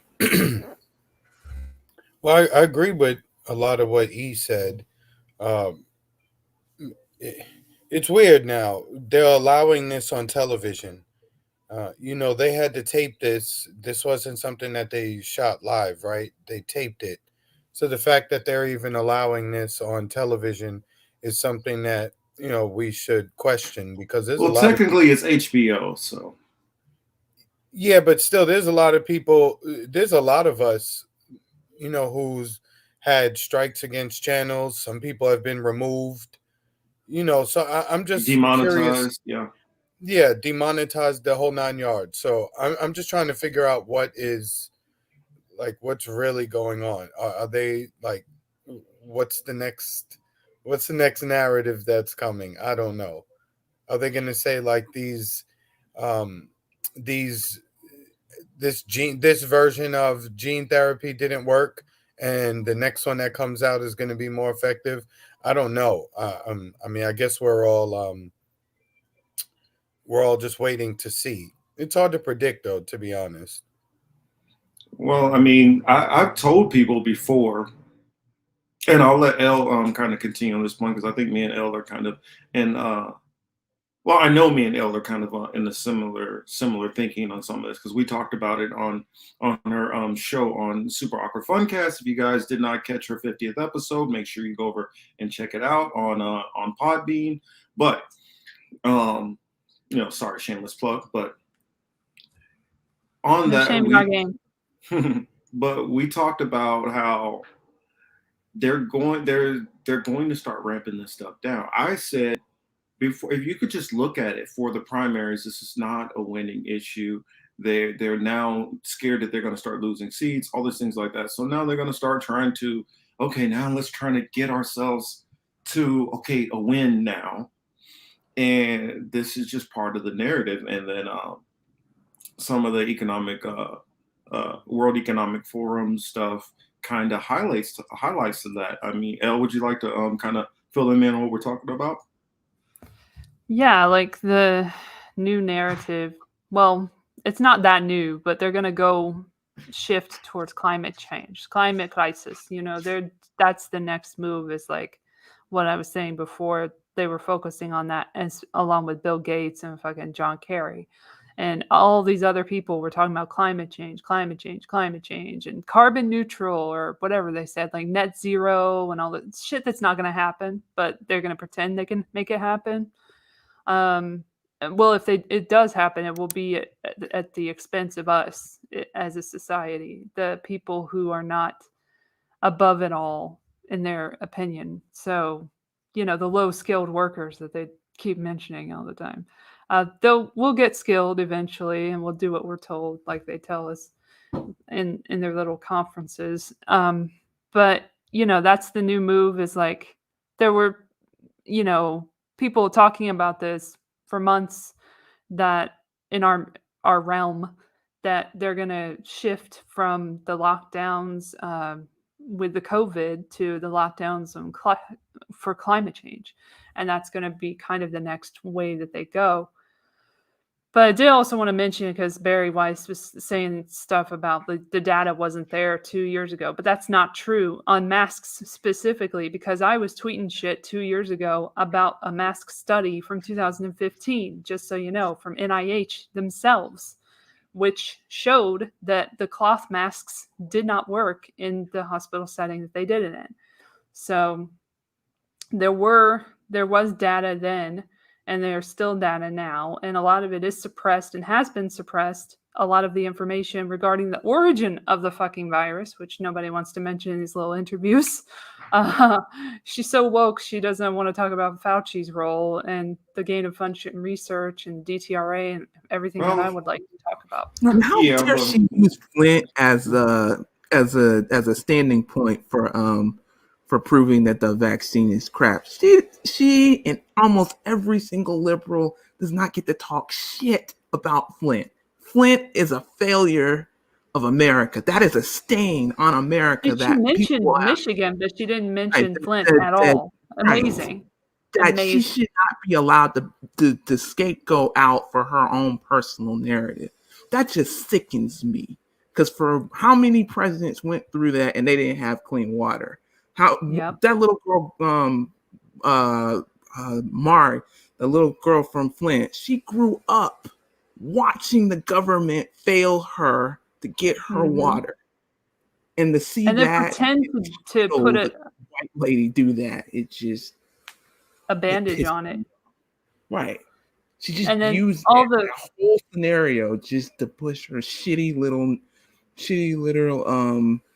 oh, we need to get rid of we need to stop our vaccine push now for the good of America, because Flint, right? Flint's suffering.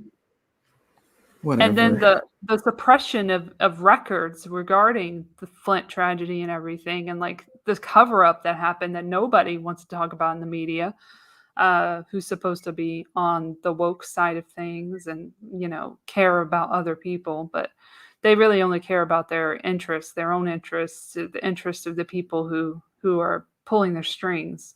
And I believe that she has people pulling her strings, just like anyone else on television. And like Chris was saying, I totally agree. If it's televised, that means, it's kind of a slap in the face. It is a slap in the face to the indie media people who were, suppressed and censored over the last few months and the last couple of years for saying this shit before it was cool. So it's just putting us in this position where we got to be like, oh, good, you're on board now. But like, where were you then? Where were you years ago when all this other shit was happening in the environment to a bunch of innocent people? Again, Flint being one of those things. Like, where were you when it really counted? Where were you? We got more Flints. Where was Bill Maher? Bill Maher was nowhere either. Fucking did We got the more company messes like right. we do. Where's their justice? And he gave more money to Obama than like any other candidate. And on air, like he's so full of shit. They're both so full of shit. And they're just trying to get people on their side because they know that the tide is turning and people are getting fed up. But now they're trying to like change the whole narrative. And he's been doing it for a while. And I haven't even forgotten his comments regarding pedophilia. So we're not on good terms anyway. Not that he gives a shit, but I don't give a shit either. Yeah, Mr. Street, I did notice about that pig part The transplant. Yeah. That's pretty disgusting. If it comes Did you down see to the any monkey pig, thing? anything in my body, for those who don't know, I try to live completely kosher, so I don't do anything that the Bible says is abdominal. I don't put any of that in my body, so it comes down to some kind of pig intestine. No pig hearts, no none of that shit. Not me. It's disgusting. Did you see the monkey story that's popping up everywhere from Pennsylvania? Well, that These bunch of the monkeys are monkeys that run like around that they found a breed. bunch of the monkeys. I can't Yeah, anymore. They're just fucking with us now. They really are. I thought they yeah. were fucking with us with Omicron, but like they're really Charlie fucking with us now. Brown's Rebellion. You said something about UK Today. Please put that in the chat so I can check that out. For those who don't know, I have an interview tomorrow. I'll be on with Alphabet and Malik, and we're going to talk a lot of British, a lot of stories and subjects going on in Great Britain. That will be, let's see, what time will that be? I guess it'll be what 6:30 p.m. UK time. It will be, what is that? 10:30 my time, and I guess what is that? 1:30 East Coast. So make sure to check that. Also, I will have Nico House on tomorrow, so please check both of those interviews out. They're definitely going to be very entertaining and a lot of different stuff to go into. I forgot to mention one thing. I didn't want to interrupt, but just one real quick thing about the ramp down that you mentioned. I forgot to finish that that thought that the UK and specifically London and Britain and everything, not regarding the NHS, which is a whole other thing, and they're protesting right now.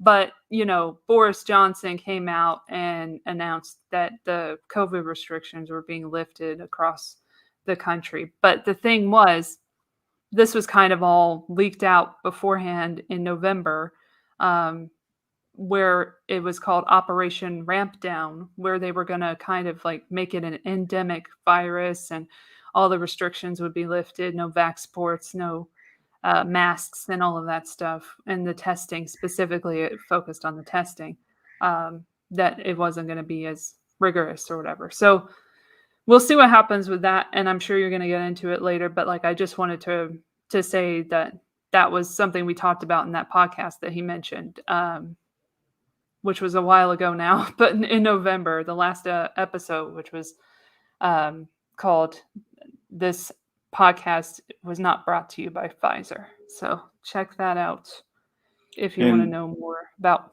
microplastics as well, because that was really a good conversation that we had as well. And what I they're guess doing to our here food. I'll show you guys the I gave the plug, and I believe Lucky asked the time. So here I'll show you guys what it looks like for those who are not subscribed to my other channel. I get, technically I call it the main channel because it's the channel I started first. This channel is actually growing much faster. And it's also because I don't do content as regularly on that channel. A lot of people don't know about it. It doesn't catch the algorithm the same way as to this one, which I have a weekly, we have this weekly show here. So here is the one for Nico, and make sure you, figure out for your time zone, 9 a.m. For the Pacific time zone. That'll be what, 11 o'clock for Central, 12 o'clock for Eastern, And then if you're in other countries, I guess you'll have to probably do the math on that. And here is the one with Malik and Alphabet, which that one will be right after it. 10:30. I gave myself probably a little bit of a buffer time in case me and Nico go. I told him an hour because I know he's super busy and I don't want to keep it too long. But definitely should check both of those out. We'll go into a lot of different things, so make sure to come check it out. No, not AM. It'll be PM. It'll be during the day. So yes, those will be, I'll be nice up nice and early tomorrow to get everything set up and ready for those interviews. Yes, Nico in the house. But what else I wanted to get into, because I know my man Chris over there, he always parties. He was partying hard last night. The name of my other channel is What We've Been Thinking. So it's What We've Been Thinking with Marcus Cage.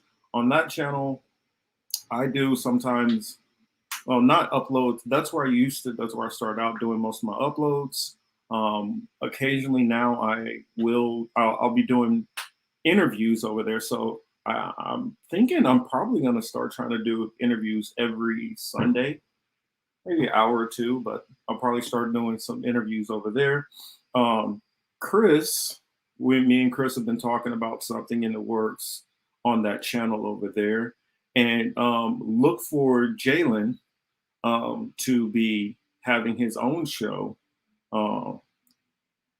I know some of those have seen our show Talk of the Ages, and so the Talk of the Ages, which I haven't really told anybody, has been building up to get Jalen ready to start doing some of his own content. I'm really excited about that because I'm pretty sure that he's going to have a lot of stuff that he's going to talk about you guys haven't heard, and talking about it from a younger perspective. You'll definitely have to, it's definitely just going to hear some stuff from a different angle. And I don't know any younger commentators out there who are talking about the things that Jalen's going to talk about. So definitely, keep an eye out for that coming in the future. But on that channel is going to expand. I'll start having more and more different voices and different shows within the What We've Been Thinking platform over there. Let's see. Oh, I guess you wanted to look at this, Elle. Let's see. Do I have that up? Just for the difference. I mean, Yeah, I guess it's two minute segment. We can hop into it. So I do got a couple more. You don't have to watch the whole subjects. Fucking thing. It's only 2 minutes. We'll all go dead. But, it's only 2 minutes, so yeah, we can go ahead and just bring it up. This little bitch, Brandy, she annoys me. You'll see why. Okay, hold on.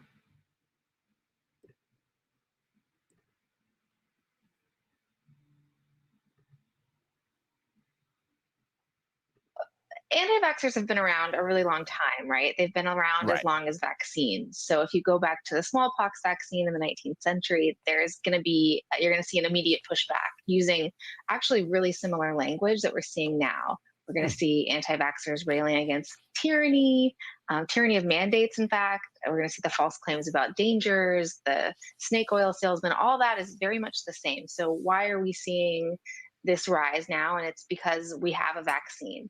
But there is some recent research that I think is really interesting, and it shows that anti-vaccine sentiment and movements really go right along with right-wing populism. And those two things go hand in hand. Now, why did you want me to play this? I do not want to hear this. Doubts of vaccines and relating them to autism back when Yeah. I don't want to hear that shit.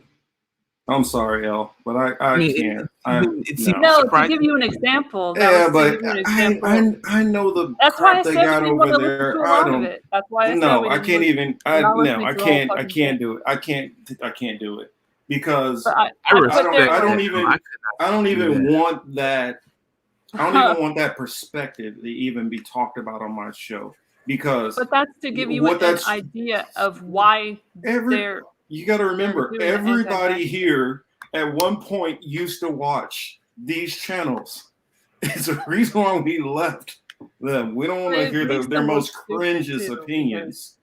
they're so Ugh. obvious now with their narrative. Yeah, but the difference is the reason why you have a so-called anti-vax sentiment is this is not this well, and that's grouping everybody because then we got to unpackage the anti-vax versus people who are against this. It's just too much to unpack. They go into QAnon. They're like Yeah, they're not but- like QAnon, but like but my they thing want is, to put them in the same but group. my thing is, it's trying to They group can't. all this stuff, and that's just way too much to unpackage. You know, it's No, just that's what I'm saying. way It's too like much. they're still doing their stupid narrative. Like it's not.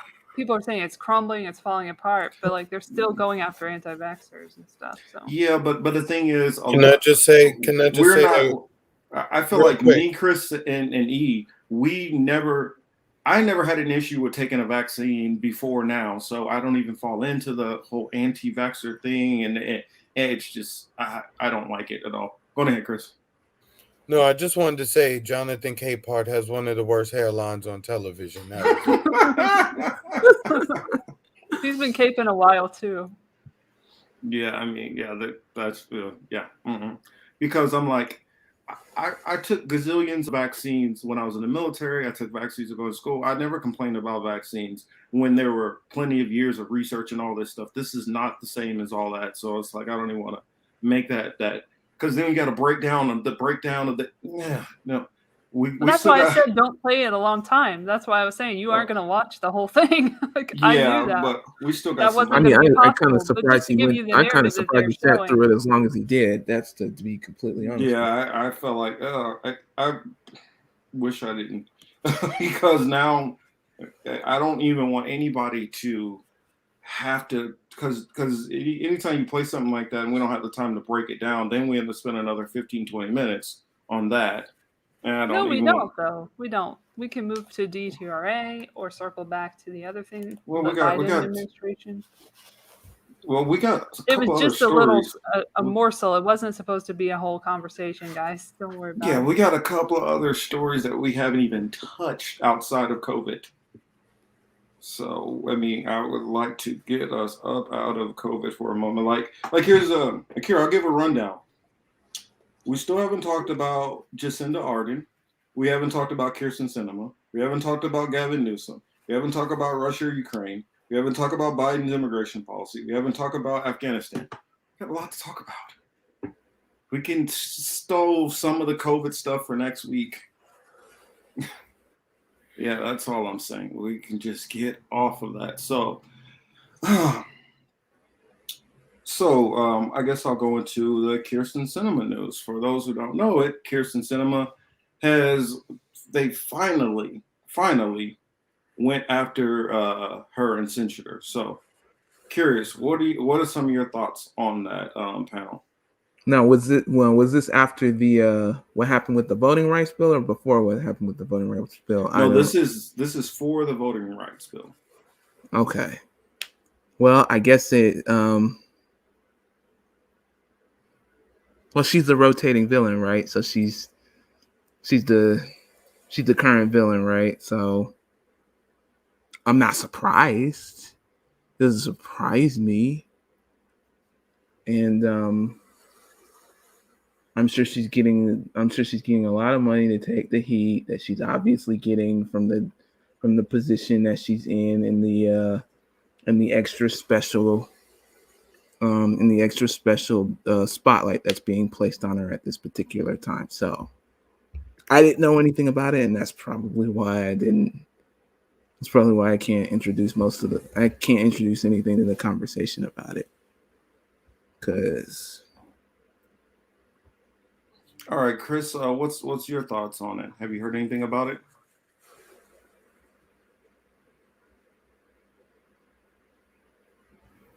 I did a little bit, but I was just about to say, like, it's really difficult these days to listen to anything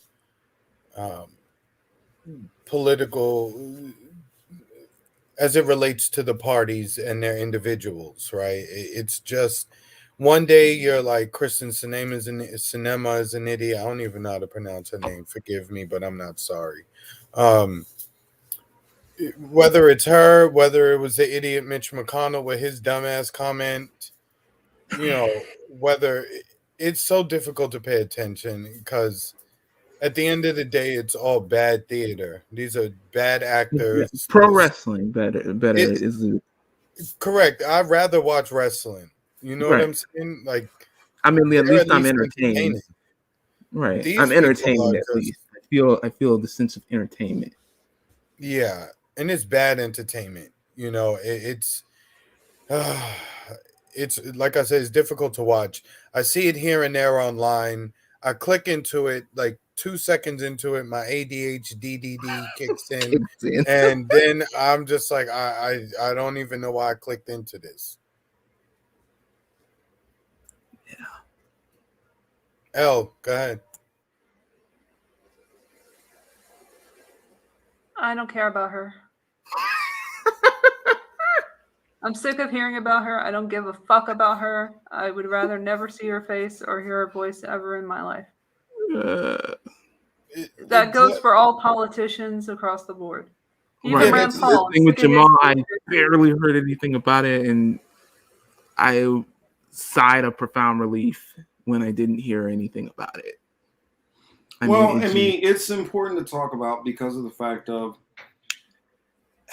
though we don't all necessarily care everything about politicians, that doesn't mean that our viewers do not care about these kind of issues. And to completely feel like, well, I don't care about it, I'm not going to talk about it. We are not addressing things that are going on. It might be silly, but it is newsworthy. So it is. It is true that we should talk. It is true that it's significant. I knew she was part of the. I don't think that bill means anything if that puts it in perspective. I don't think right. I mean, I'm aware it does what it's supposed to do. I don't think it does anything. It's just like everything, just bullshit. It's just. I can admire the pro wrestling. I can admire the specifics of it, but at the end of the day, say I know they're all buddy off the air and they walk off and they're all all sit in the room and they drink and they laugh. They laugh successfully, giving the public their show, giving their 15 minutes. So we are not on Rockfin. We cannot talk about shit like that. So we're not going down that road. But you did say that we could talk about it next week. Yeah, but you just talked about connections to that and that. We cannot do that. Come on. Are you really trying to get us canceled? Or are you trying to get this show yanked down? I am not doing that. I didn't ask. Didn't think about that. That could be something that could really be something. I'll just do it on my podcast, everybody. Listen to the podcast if you want to know information regarding the federal contracts. You can tease information. Good Lord. You don't have to go in. That's what I was going to do, but it's fine. You just literally said how they're connected. If we said that, I can guarantee you that's getting us a strike. That's why I put it in the chat. I didn't even say it out loud. So I don't know why I'm being picked apart from a comment that I made to someone else in the chat. Oh, shoot. Oh, he'll be back. Yeah, he'll be back. But anyway. I feel like I'm getting in trouble for something, and I didn't try to get in trouble. That's okay, Elle. I mean, I don't know what I'm supposed to do anymore. I'll just do my podcast. Well, remembering that we are on YouTube. I never forget that I'm on them tube. Thank you very much. I don't forget that. She said them tube. You sure? you sure? Because you already made some kind of dangerous comments earlier in the show. So stop me from making them then. I don't know what's allowed and what's not allowed because the rules keep changing. The guidelines keep changing. Hard to know. I'm sorry, Mario. It's all my fault. So I shouldn't have responded. It's not about jumping on L. What for some of you guys don't realize is we're at the point right now where we have 2 strikes. Copyright strikes and other kind of strikes, yes, we've got some of those. But if we get one more strike, literally dealing with any kind of COVID misinformation, the channel will be yanked completely down. That's where we're at this point. That's the reason why I get a little bit touchy about some of this stuff. I'm not trying to get the channel yanked down. That's why. Some other people don't mind getting their channels yanked down every 5 minutes and recreate another one. I don't have all of these. I don't have all these episodes backed up to be able to re-upload. I mean, we're coming up on 88 episodes over what, going on over a year and a half. You know how long it would take me to download all this stuff?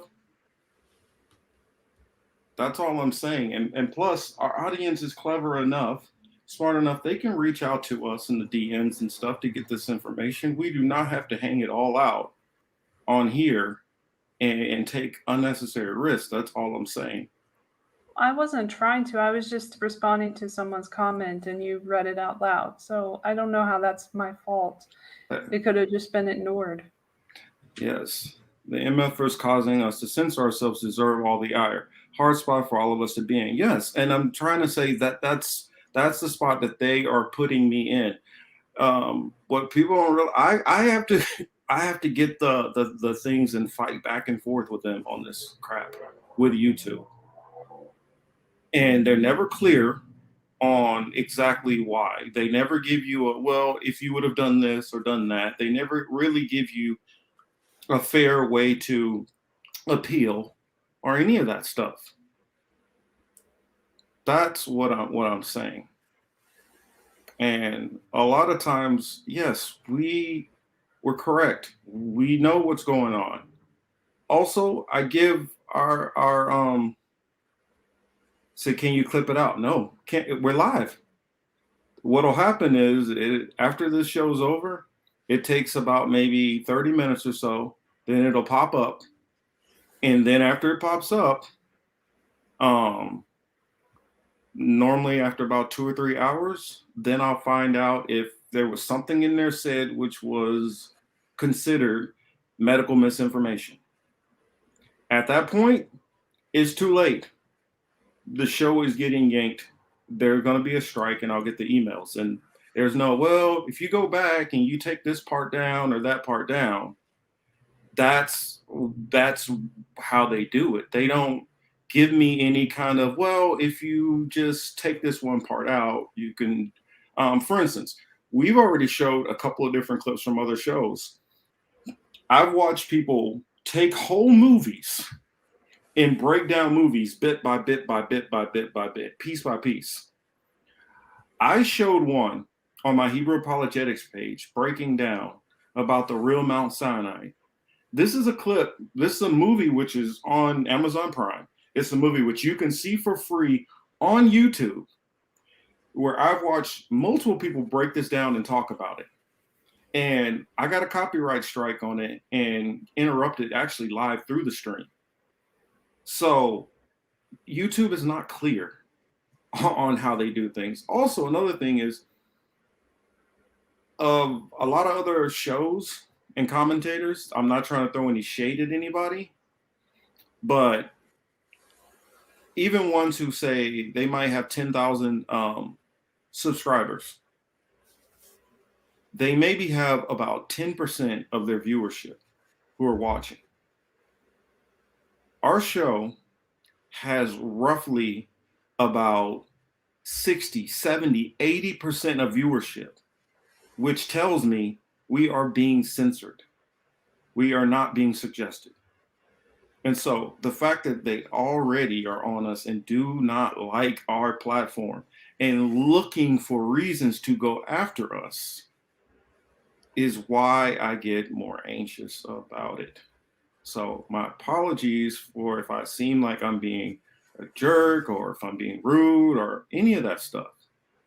But if you guys want us to stay on the air a little bit longer, because I know eventually it'll come to a point where for whatever no it is, matter what else does, they're gonna yank us down for something because they moved the goalpost. I know, that's what I'm saying. I know it's coming eventually. I'm just trying to slow that up a little bit.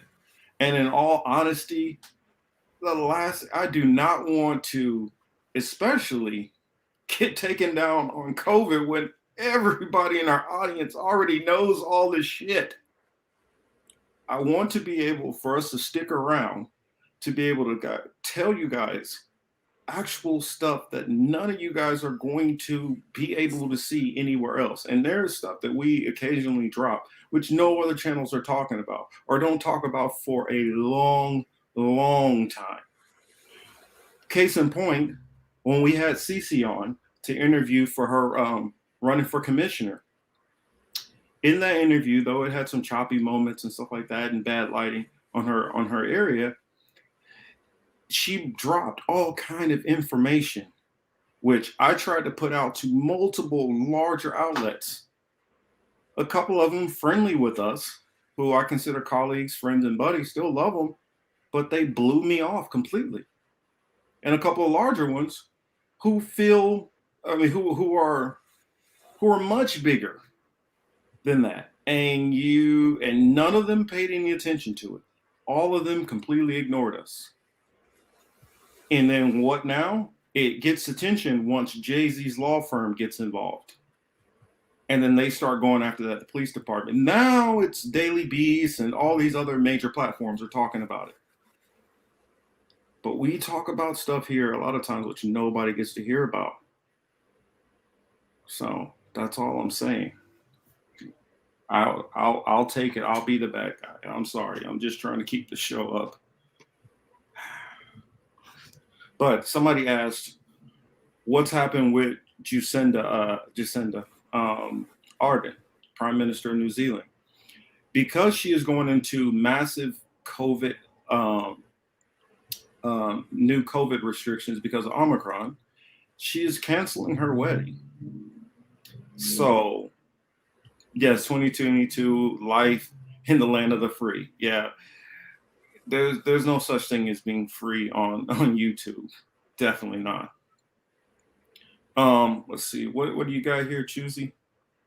Says, hey Marcus, can you pull up an article about peaceful constitutional carnation revolution and let's read halfway through it and all have a nice cry together. And that'll get us in trouble. That will get us in trouble because there's certain things which I already know about you can't say. So sorry. Anybody else would like to weigh in?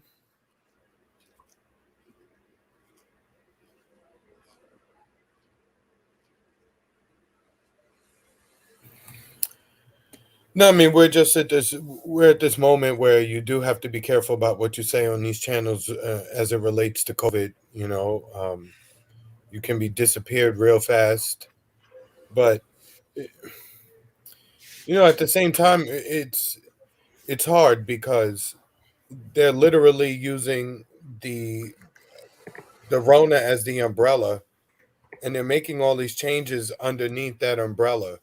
And you know everything is being put on the Rona for why we need passes,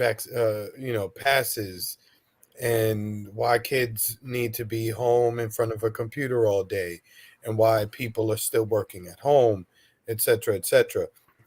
You know, me, I would rather talk about like the effect that it's having, like even in housing as a result. Yeah. If you look at rents are through the freaking roof. Property values are through the freaking roof. You can't find a house at a decent rate. And, you know, even another phenomenon that we didn't think about early on was all the people relocating. We have a lot of people relocating from out of California, from out of New York, from out of New Jersey, and going to all these different states. The impact is real. The things that are changing are real.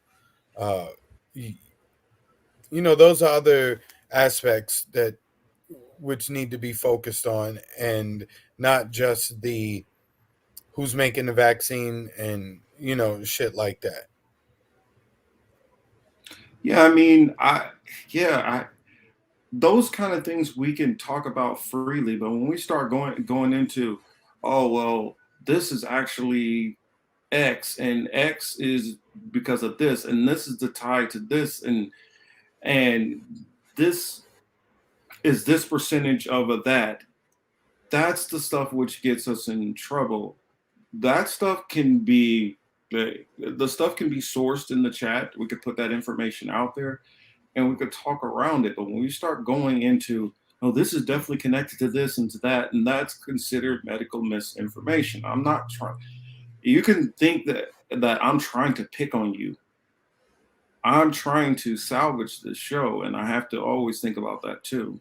I mean, for me, just sometimes I just, personally, I just like it when L goes too far. I just like it when L goes too far simply because of the fact that, well, because it makes me have to point out the censorship. I guess so. Yeah. I mean, YouTube's already fucked us twice. They're just eager to do it a third time. They're just waiting. They're just waiting to move the goalpost or whatever. I mean, if they're gonna fuck us, let them fuck us. Just let me get some Vaseline first.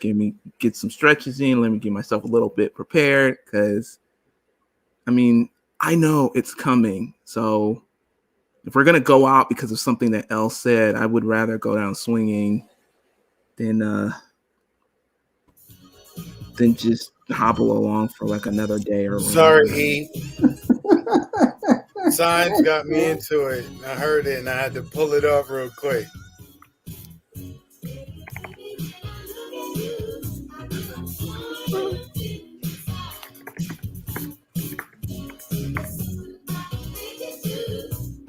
I was jamming to this. I was like jamming to all this music earlier.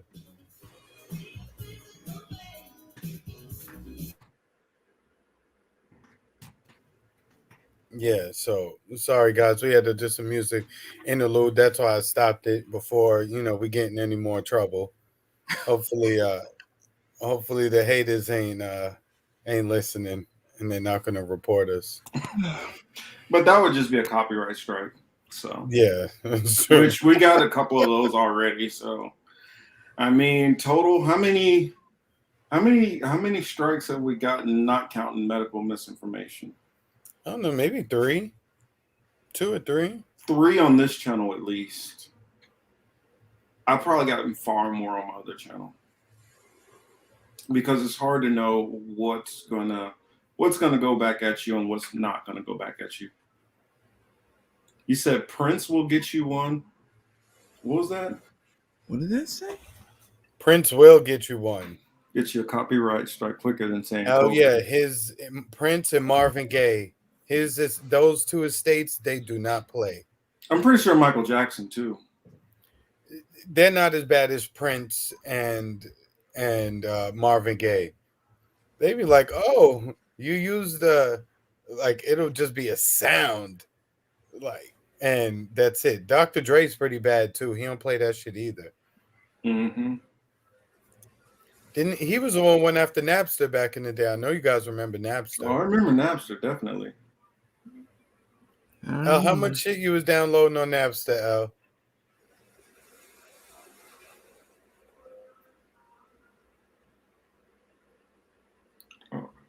I, for one, downloaded a lot. Napster was amazing. Napster, Morpheus. What was the other? There was like a whole bunch of them. Kaza, yes. Kaza. I lost all respect for Metallica when they brought that lawsuit against Napster. So exactly, I did too, Al. Yeah, that was Metallica and Dr. Dre. Lame. It depends on who owns the music. Said, I mean, Rocky, Chris Carlson, yeah. Let's see. Okay, since we don't want to talk politicians, because we didn't even touch Biden at all. No, I mean, let's talk about Biden. We won't touch Biden, even though he's the president of the United States. More than so, anything. you like to go in on Biden? Oh, yeah, absolutely. Because I'm like, this is a year after he's been president, and he did promise a whole lot of stuff, and he is the person who's kind of affected most of our lives. So I don't know. I'll go on ahead. Let you go there, E. I'll be right back. I need to run to the restroom. Sorry, ladies and gents. No, just We're talking about, you mean the speech where he did his little year in perspective or whatever, like a couple of days ago, and I had to suppress my urge to punch the screen because of what that idiot did. That year was hell. Year was hell on earth, in part because of shit that either he pulled or that he allowed my state to pull. To say that it infuriated me is an understatement. I get a headache just thinking about it, man. You know, they're basically like how can I say it? Like, they're playing you with Biden by putting him on the TV. You know what you know. Your brain is telling you what your brain is telling you. Your eyes are telling you what your eyes are telling you. And it's quite clear that this guy is, not only is he not, I mean, we could say shell, puppet, we can use any adjective to describe what's going on in the Black White rock House. bitch. Yeah, but at the end of the day, we already know, like, he just has no, he's not there. He has no control. So talking about Biden individually really makes no sense. Right. Because, I'm just like yeah, like just the stuff done. Like, I know him, the man. He's just basically a shell of whatever he was at this point. It's literally everybody. Literally all the puppets and the lobbyists and his rich donors. That's who's pushing. That's what pushing what he's doing and what's coming out of his mouth and stuff like that. I'm aware of it. I still felt everything that was done and carried out in that senile old man's name. For him to say that the economy is great, but there's there's like bare areas of like food and supplies, and the supply lines are messed up. For him to say that jobs are great, and that he helped people get off of unemployment. Nah, man, you kicked them all off and sent them back They to can't work. get it anymore. Huh? They can't get it anymore in a lot of cities, I'm sure. Yeah. In mine, we just got it cut off in September, just so you know, in They LA. just cut people. They cut people off and said, "Okay, time to go back to work on shitty, stagnant wages that I could have fixed, and I fucking didn't." It's cinema. It's Manchin. It's the parliamentarian. It's the filibuster. All shit they could have resolved. It's fucking pro wrestling. But yeah, I get personally mad about it because there's a lot of shit that he did or allowed. There's a lot of shit that was carried out in his name that happened within like the space of a week. That fucking ruined my life. So, and y'all know it. Y'all were here when they did when they were doing like part of it. I'm like, horrible. I will live with that. Each side of each wing of the bird does stuff to make people run back to their usual side. Like, for instance, in Florida, I don't know if you guys saw it, but there's some stupid law or some kind of legislation they're looking at to try to protect white people from feeling bad. Right, I heard about that legislation that says, "Oh, you can't you can't tell them if it hurts white people's feelings." And everybody's like, there can't be a law protecting white people's feelings. I'm like, man, this whole nation was built around protecting white people's feelings. Number one, that's right, E, for real. Right, and black people died. Black people died, and were given a swing from trees based off of white fragility and white people feelings. So, and then the other part I would add, E, too, is that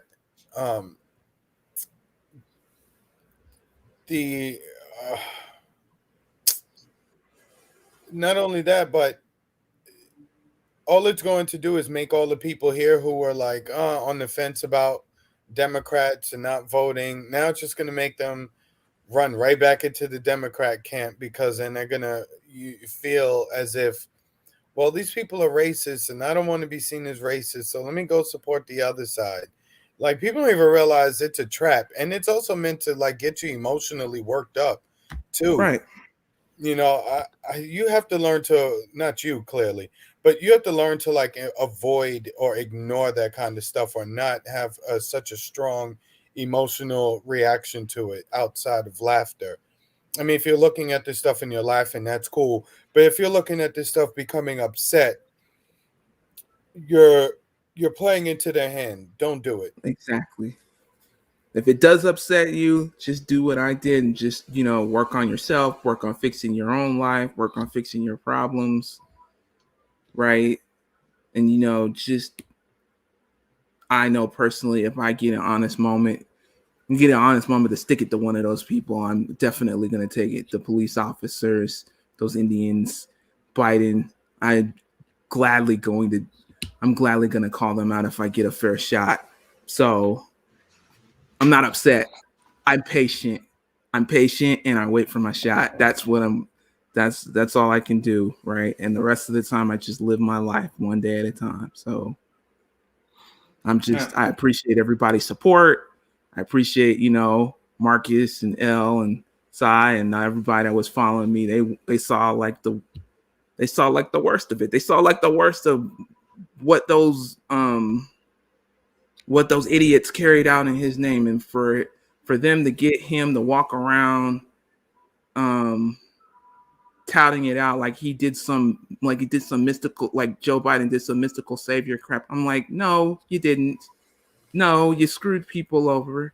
No, everybody's gonna feel exactly what you did. So I get I'm human. I did get upset. I have gotten upset. I feel the trauma from what happened, because what happened was a violation. It felt like I was violated. So I am in agreement with Chris. I just like taking it seriously and just not looking at it and pointing and laughing and saying and just calling, them an outright clown. That's just giving them too much power. Because when I saw it and I heard it, I pointed and I was talking to Ella about it the other day. I was like, how could you sit through the whole thing and not bust over laughing? Because it's just a joke. It's a goddamn joke. Yeah, our girl Elle is a glutton for punishment. She sits there and listens to Saki and then Saki too, right? Like, yeah. How you And doing? Davos this week. Davos, the whole thing. Yeah, and the whole Almost every Davos, video. yeah, and the whole Davos I was like, oh my conference. god. I am a Elle, I don't masochist. know how you do it. I know, right? I was like, oh. Love you, E. We really support you and love you. I appreciate you. I love you too. And yeah, listening to him it's very confusing. You have to like replay a lot of parts, because he'll say something, you're like, no, he didn't say it. He couldn't have possibly said that. And you go back and you're like, God damn it, he said it. He said little green men in such a weird way when he was talking about Ukraine, in the thing about the infrastructure bill. I don't know exactly what the thing was, but he was supposed to be talking about one thing and he ended up like clarifying his comments from his original speech where he fucked up, and was saying the little green men in Russia, and he said it twice, and it's like, not everybody knows what little green men means. Maybe you should explain it a little more, sir. But he didn't. Guys.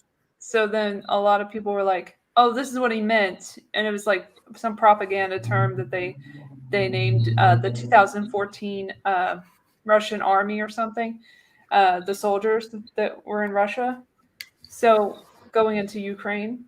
But, a lot of people were just like, why is he saying little green men? So it was a whole thing that didn't even need to be a thing, but he just made it a thing.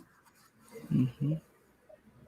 Yeah, I think. Stuff like that. Yeah, I think the Biden presidency a year in is a disaster that we've all thought it was going to be. We predicted it, Marcus. We were talking about that way before anybody else was pointing out anything that was wrong with them.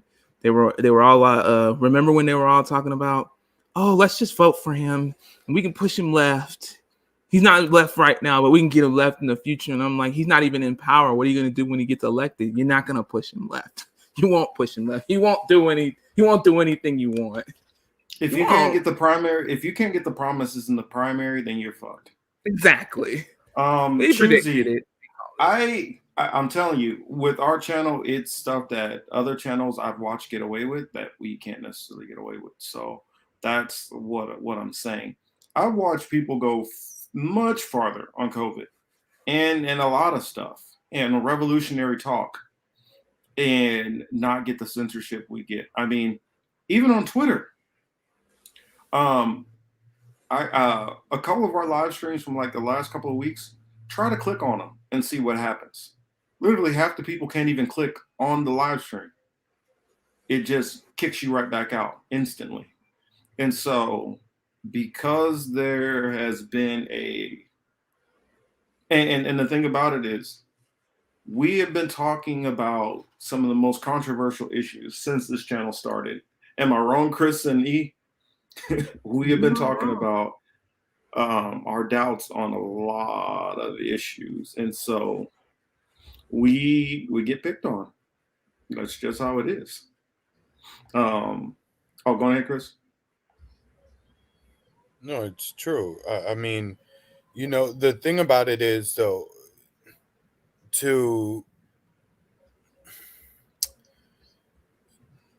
it's good to, like, for instance, the information that L presents is definitely well worth it. Like, it's necessary, you know, but at the same time, too, it's like it's all for nothing because, and this is beyond L or any of us, people are already in their camp. People are not, no matter what new information you provide to them, they're still stuck in their camp, right? Either you think this whole shit is fake and it's middle fingers to everybody, or you are, you know, believing in the government, right? Like, oh, they wouldn't lie to us. They would never do this to us. It's not going to alter our DNA. The tests are believable, blah, blah, blah, blah, blah. That's the thing that sucks, because you do need to provide the information, though, even to people like us, even to our audience. Like, yeah, we know a lot of this stuff, but there's certain things that we may not know that we could learn that could be helpful, you know, going forward. But the thing is, a lot of the stuff that we don't know, some of that shit we can't say. Yeah, correct. We just gotta, you know, talk in codes and deliver it a little bit differently. You know what I'm saying? And we don't seem to talk coded enough. Yeah, like we could just start calling the shots to Krispy Kremes, right? Since everybody Or, wants I mean, to line even up some for of the shit. other stuff, we're just not speaking in enough of code. It's being just talking very plainly. And you know, because sometimes you gotta be on your pox shit, right? Fuck these motherfuckers. You know, sometimes it's like that. You know, you don't want to have to dance around all the time. You know what I'm saying? Sometimes you really just want to come at them. And L, stop chatting that nonsense in the chat that you're not going to talk no more. Stop. I know. Don't. That's what I was talking about. Please don't do that. Yeah, don't say that, L. Stop it. What are you doing up? What are you doing out of bed right now? Yeah, L, don't do that. Stop. I'm telling. I was like, don't be that. Don't. Yeah. Don't do it. The Packers lost. Come on, don't piss me off anymore, L. You know, well, my theory on why they lost is, you know, a conspiracy also. Oh, because they didn't want Aaron Rodgers to progress? Because, you know, he pissed off because he's Aaron Rodgers. Mm-hmm. And because of his positions on certain things. Freddie might do. I'm gonna go ahead and put this out here. We're gonna see LA win the Super Bowl. I don't like the Rams. Well, watch, the Rams are gonna win the Super Bowl. I'm just putting this out there right now. Oh my God, have we really gotten to that point? Well, what happened last year? Tampa Bay won in Tampa Bay. First time that's ever happened. Who was the quarterback there? Tom Brady, who is the face of the league, who everybody loves. Now, the Rams spend tons of money, just got a brand new stadium, SoFi Stadium, and the Super Bowl is going to be in LA. Oh, wow. Now, what they're probably going to do is because on the AFC side, the next big name is Pat Mahomes. Hey, I won't lie, it's my team. So I'm just being honest what I think is going on. And as a Chiefs fan, I'm telling you, I think they're going to put it all the way up to LA versus KC, the biggest name on the AFC side, who's going to draw the most butts and seats. And they're going to put LA up to win in LA. And then what they'll probably do the next year after that is, okay, Mahomes, since we've kind of screwed you over 2 Super Bowls in a row, which you probably should have won, we're going to, or maybe the second one, maybe they probably shouldn't be in the Super Bowl, but they're going to make sure that they make it there. Last year, they definitely should have won. But they're going to get a makeup Super Bowl. Next year, the Chiefs are going to win the Super Bowl, no matter where it's at, because that'll be making up for the fact that they kind of took it from them. Because we definitely ain't going to see Miami win the Super Bowl. And if you had Tampa Bay win in Tampa, LA win in LA, and then Miami win in Miami, and Miami doesn't even have a halfway decent team, that's going to be freaking obvious. Yeah, Miami's not winning anything. That's what I'm saying. So they're going to let the Chiefs win that one. Yeah, they're not even going to win consolation prizes. They so bad. What you meant? You stuck between a black rock and a hard place. Like, should we be offended at that, L?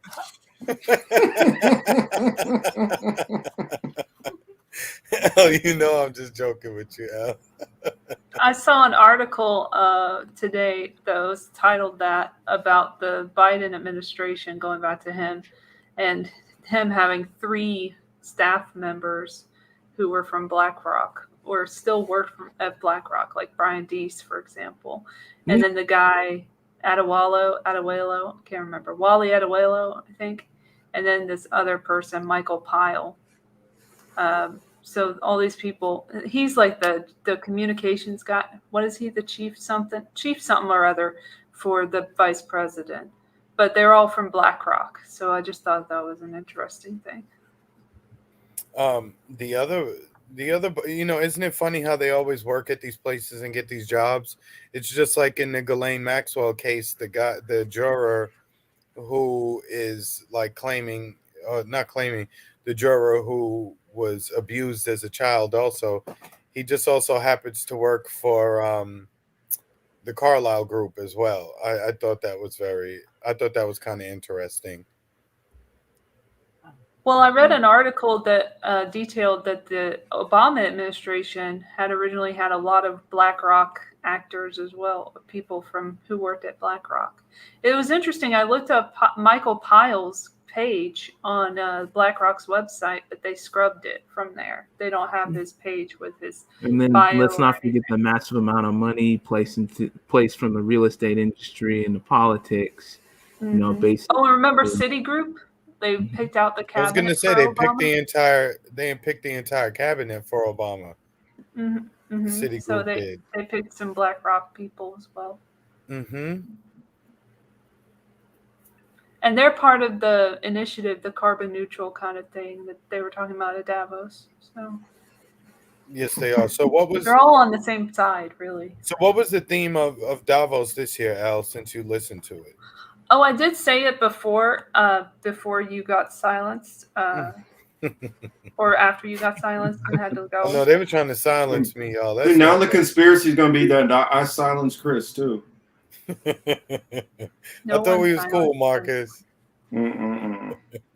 So, yeah, trust in the corporations that they are in charge of, the thought leaders, as they describe themselves. In their different markets. And then Build Back Better came up a lot, and business growth kind of situation, like recovery from the pandemic, the changes that happened during the pandemic and virtual stuff. And vaccine equity was mentioned in terms of like the WHO and what they say about what was it, like IP? They mentioned that, the intellectual property of the formulas of some of them not being in all of the countries or whatever, and so they want to make sure everybody has access to this thing. And then the climate crisis. Sorry, I did it wrong the first time. From Klaus and company. So that came up a lot about the climate and carbon neutral and net zero ideas that were not going to be actually implemented. But we can talk about it at least a little bit. So I guess this went exactly as that CNN producer talked about on that Project Veritas video, right? What did the producer say? Yeah, he may have been drunk, but what exactly did he say?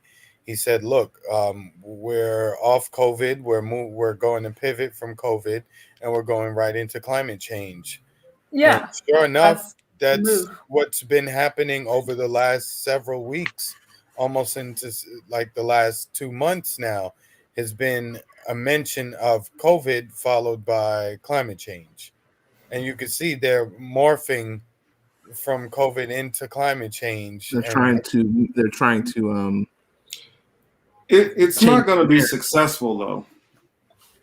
I mean, it will be if they pull this shit off, Marcus. This shit gonna be successful. No, I'll tell you the reason why it's not going to be successful. Because with COVID was something that didn't already have a political leaning at the beginning. Climate change already has it's already split down the middle, starting off the bat. So a lot of people are already gonna be like, this is just liberal nonsense. So I don't think it's gonna get the takeoff that they have planned or want, no matter how hard they push it. I think it's gonna be a very heavy lift, even though I know that's the goal. The liberal narrative. I forgot to mention something about the climate discussion is they kept mentioning the profits. That's what it's all about for them involved. Well, they know that they can make money off of this this stuff, and that's what they want to do for their stockholders. Are against. They kept mentioning that the profits that would be part of the plan. Oh yeah, I don't know if you guys heard this story or not, but I wanted to bring up this about Gavin Newsom. I saw that I meant to, and I have a question for you and Elle as soon as you're done, because I meant to ask this since I heard about it through the. Here, I'll do the quick one then. This is his comments. This is funny.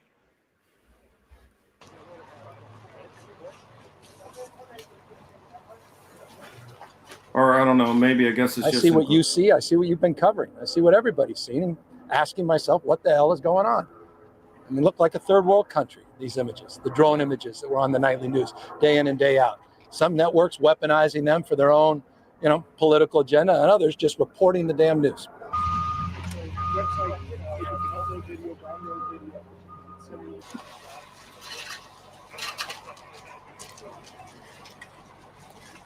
This is not one-off. This is organized theft. They're organized groups of folks that move from site to site.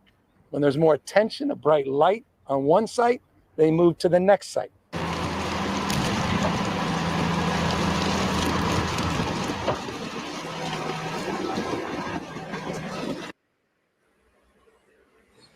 So what is it? So the solution there in California is going to be to do what? To equip the trains with more surveillance, to put more tracking devices on their products. I mean, ramp up train patrols, police protection. Train protection. Just to have Amazon drones fly them around, because then, you can't get to it if it's on the drone. I don't know. Kelly, it's not the first time he touched garbage in a year. He gets in the shower every morning. Also, he does these photo ops a lot. Yeah, I meant to. As soon as you were finished, I meant to ask Marcus and Elle something. Yeah, what is the deal with What is the deal with the single payer issue in California? Just real quick. It's not an issue. It's publicity. That's what it is. I mean, it felt fake. It felt like a dodge. I'm just need to know if there was any actual. It's not even actual single payer. It's basically they're trying to pretend like they're getting a version of Medicare for all, which is just one step above Obamacare.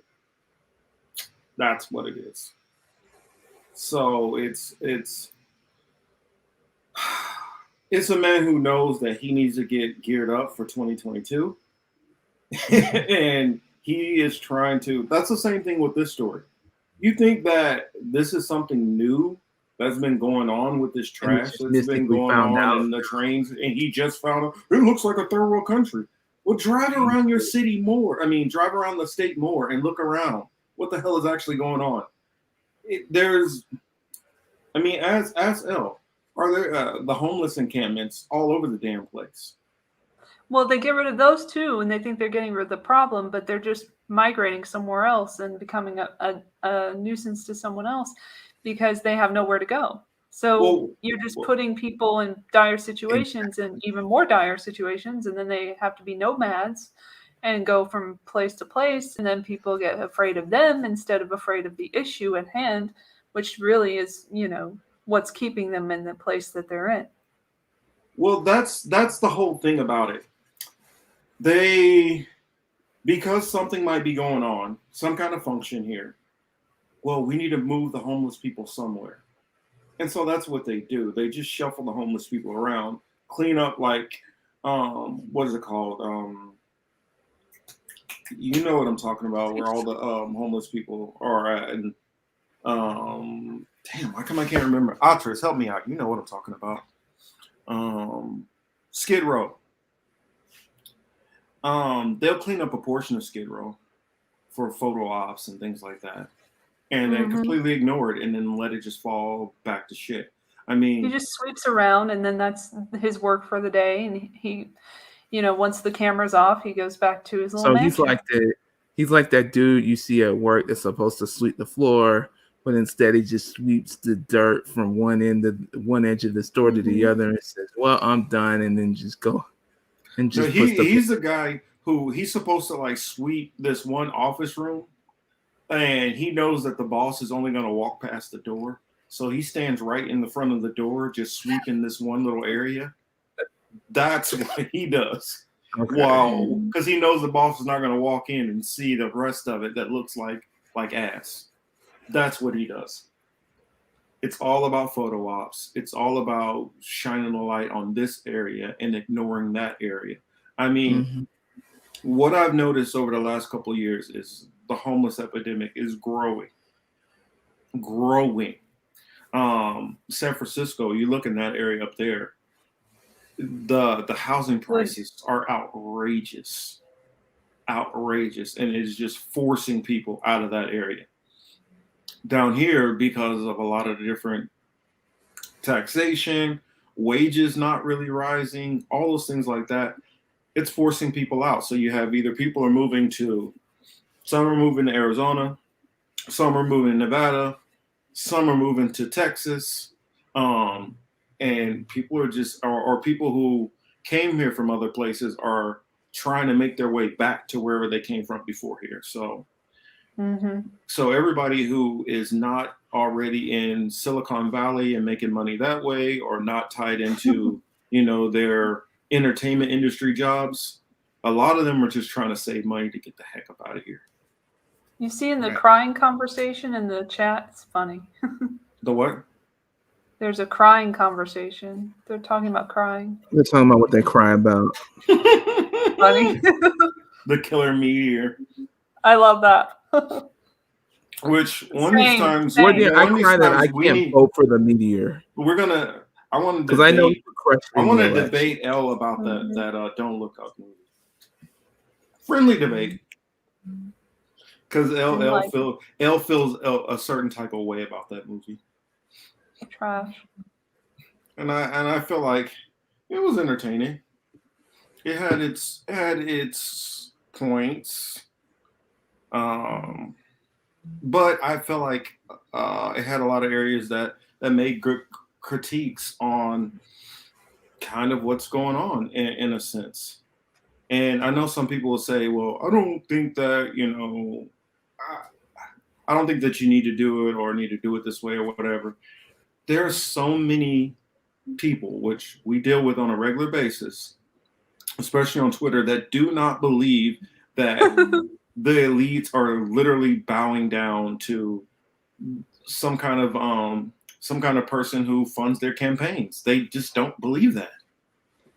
And sometimes you need to make a movie to mock that, so people will realize, yeah, that's kind of what's going But he's on. part of the establishment now, unfortunately. So Yeah. Adam McKay. So, and of course worked with David Sirota, who has his own issues. Like, come on now.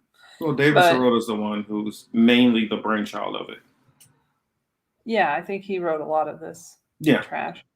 But and Is our it's girl like Hillary Leo. coming back? Yeah, I love that fun. That was funny, Misha. I honestly felt like for that female president, they made her a combination of like, Hump. I would say she's a combination of Trump, Bill Clinton, and Hillary. Lump. I don't know how to do that one. Lump. I don't know. Hillump. Hillary Rump. Brump. No, that's bad. Because Hillump. that one kind of, the sexting part, which she got caught up in, that's something Bill Clinton would get caught up in. Or Wiener. We could bring it back to Wiener. So, Andrew. Anthony. Yeah, but he wasn't a president. Everyone, I don't know. I forgot his name. Carlos Danger. That was his name. Sorry. And then how the media operates, they're pretty accurate on it. No, I mean, well, they're accurate about scientists being on TV shows and not really knowing where to put their hands. Well, also they're accurate on. That sounded more nefarious than I meant to do. She's nasty. Sorry, this is not some Biden shit. Really choosy. Where do we weigh in if you don't mention? Let me go ahead and read this so you guys know what I'm reading. I'm looking at choosy. The 208 one. This is Revolution. Moderator told me not to talk about the Jesuits. After many months of doing just that, Marcus, where do you weigh in? If you don't mention it, then I'll know. You can talk about the Jesuits. I don't really feel like most people are aware to the level and degree which they impact things. And so I don't feel there's as much crackdown on it. And they're still at the phase of, if you start going into the Jesuits, they will kind of say, this person's just a crank. Outside, if you talk about any of the stuff which you and I both know that they're involved in, which can be documented and proved. So that's where I stand on it. I stand on a lot of leftists in general, or actually, well, I feel like people on the right or libertarians are more open to hearing this types of information. But leftists, a lot of them are so close-minded on the possibilities on how a lot of this stuff works, how these levels work, the involvement. And so it just depends. I talk about them more as far as on my Hebrew apologetics. That's something I would talk about there, because I know in this leftist sphere, most of the people are atheists here. So they have such a blind spot when it comes to some of this stuff, because they don't know anything about religion or the, I don't even want to necessarily say religion, but they are blinded on that. But just some of the corruption and how some of this stuff works, and how religious institutions are interwoven into the politics and corporations and things like that. So that would be my answer. What else? There's a couple other things I wanted to get to before. Oh, I was telling somebody earlier. I think I mentioned it about Jacinda Ardern having to cancel. Well, not having. I didn't even know she was choosing. So much that I didn't even know she was getting married. Yes. Yeah. Oh, that's one subject I definitely at least want to get to and talk about. I want to talk about what's going on in Afghanistan. Okay. Are you guys familiar with what's going on in Afghanistan at all? Sanctions. Do you know how many people who are facing death through starvation? up to 23 million people. Jeez. 23 million people are facing starvation. We're dealing with like something like 55% of the population is food insecurity. And I mean, I don't know if you guys remember the stories in Africa when they were talking about people literally making mud pies out of mud to eat because they didn't have food. We're getting to that level. So I was just wondering, like some of the panel's thoughts on that. What do you think hearing that information? Well, they need to do some. They need to have some form of. They need to be taking some form of foreign type action. What do they call sanctions? They call sanctions an act of war anyway. Sanction is nonviolent war. That's how I see it. That's Sanctions are literally, if you had two equal powers, sanctions are literally like the first steps to war. But since they're using sanctions on nations which are so impoverished that they can't fight back, it's just a form of penalizing them and picking on them and bullying them. So that's what I see. Biden pulls out of the country, and because he still can't control the country through his own means, and the smaller force they left behind are trying to dictate to their government what he wants them to do, he's just going to sanction them. And the goal which they try to do in sanctions, because here's the thing, when they do these sanctions, they don't sanction the princes or the higher ups for the most part. They might sanction a couple of them, worst case scenario. But most of the time what they do when they do these sanctions is they sanction goods and services that will go to the masses of the population. And what that entails, it makes for a desperate population in their goal for that population to overthrow the government, or at least make the government unpopular so that you have an opportunity to come in and force out that government. So that's kind of like what they're hoping to do in Kazakhstan. Mm-hmm. Bingo. That's exactly what the goal is when they try to do all these sanctions. That's what these sanctions have been about when they put them on Russia and Ukraine and all of these different areas. That's what these sanctions have been about when they put them on the countries in South America. That's what all of these sanctions, what we're talking about Venezuela. Venezuela, Bolivia, many countries where they're putting these sanctions. This is what this is about. Some of your thoughts on that, Chris. I'm going to weigh in. Sorry, I was just reading the comments. But yeah, it's the same type of propaganda bullshit that they use with all the other countries that you mentioned. There's nothing new there. I don't know why Kazakhstan, but it is them. There's an issue between Russia and Ukraine, and here we go again. This is like that Georgia shit in 2007 all over again. Remember, no arms, McCain. We should postpone our campaign.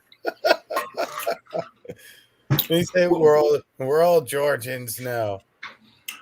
I was going to say, Bianca, the difference between starving and food insecure is you can be eating perfectly fine for a week, and then boom, next week you don't have food. And so that happens to, some people are flat out starving. Some people don't have reliable food. Some people have food one moment and then they don't the next. So that's what I mean by food insecurity. Elle, some of your comments? Haven't they been through enough already? Like, how many times are we going to? Sorry, not me.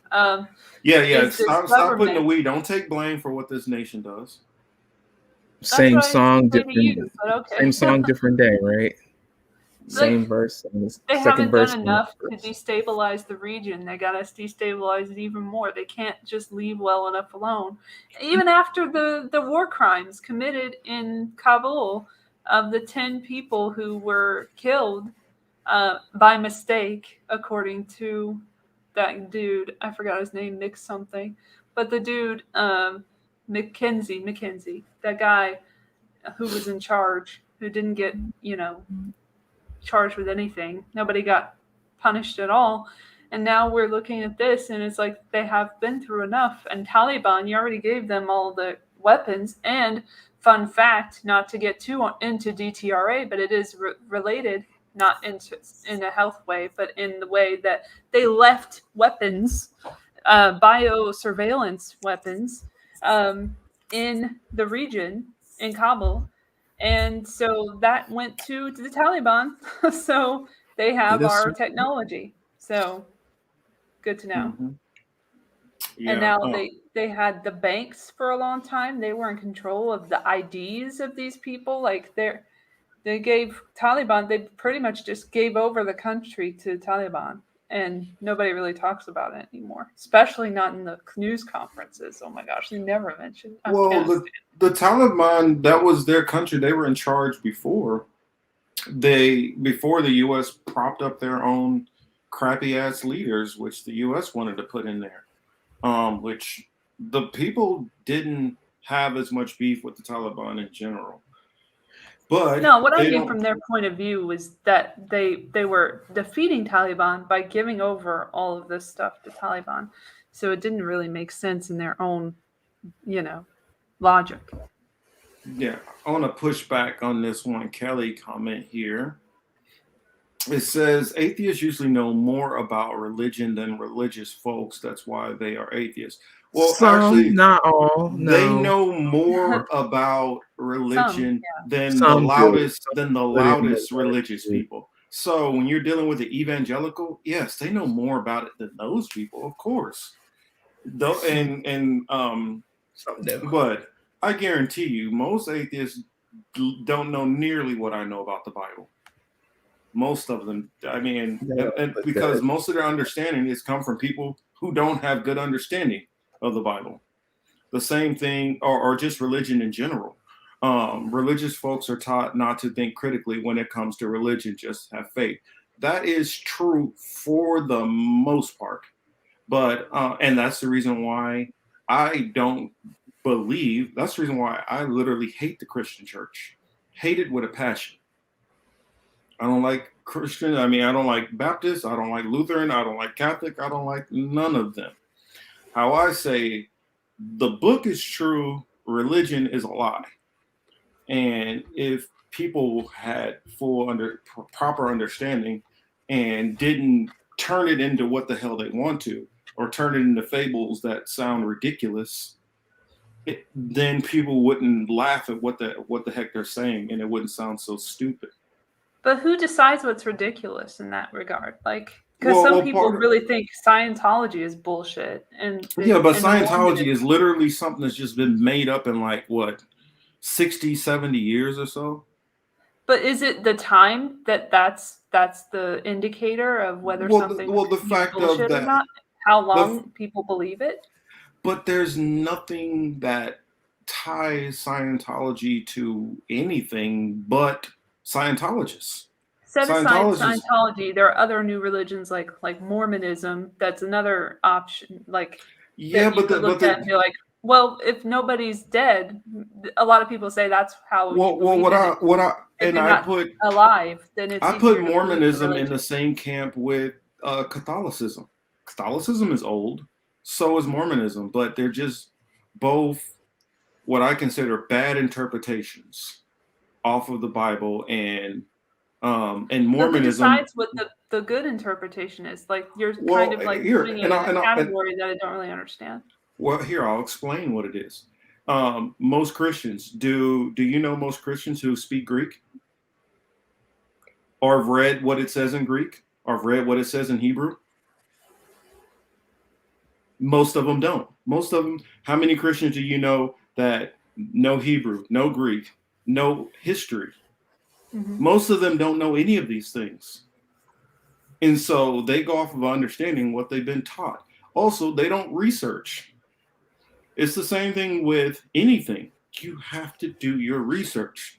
And they don't research. They just listen to a pastor who has a 501c4 and just go with whatever the hell, whichever person they pick or have been raised going to their church tells them. Would you say that you're a biblical researcher? Would that be a good description of what you do? Most definitely. Like, Because I've heard you described as that. In fact, on my channel, before I started going into actual scripture, I was trying to show the things in the Bible which ties to secular history to confirm them in that way. For instance, just locations, for instance. Yeah. Or even like I talked about that one video I had that got struck down about the real Mount Sinai, where people were like 95% of Christians believe Mount Sinai is literally in the wrong place. None of it matches up. There's no archaeology, there's no pottery, there's no none of the stuff which it says should be there is not there. So either you have to come to two deductions. Either what the Bible is saying is wrong, or these people do not know what the hell they're talking about. Can only be one of the two. Mm-hmm. And when you look at instead, because it even says in the Bible, it says like 72 times out of Egypt, letting you know that they're going into the next country over from it. That next country would be Saudi Arabia. Now, nobody, you will not hear any Christians tell you that Mount Sinai is in Saudi Arabia, because that's not what they're told. They only follow what they've been told.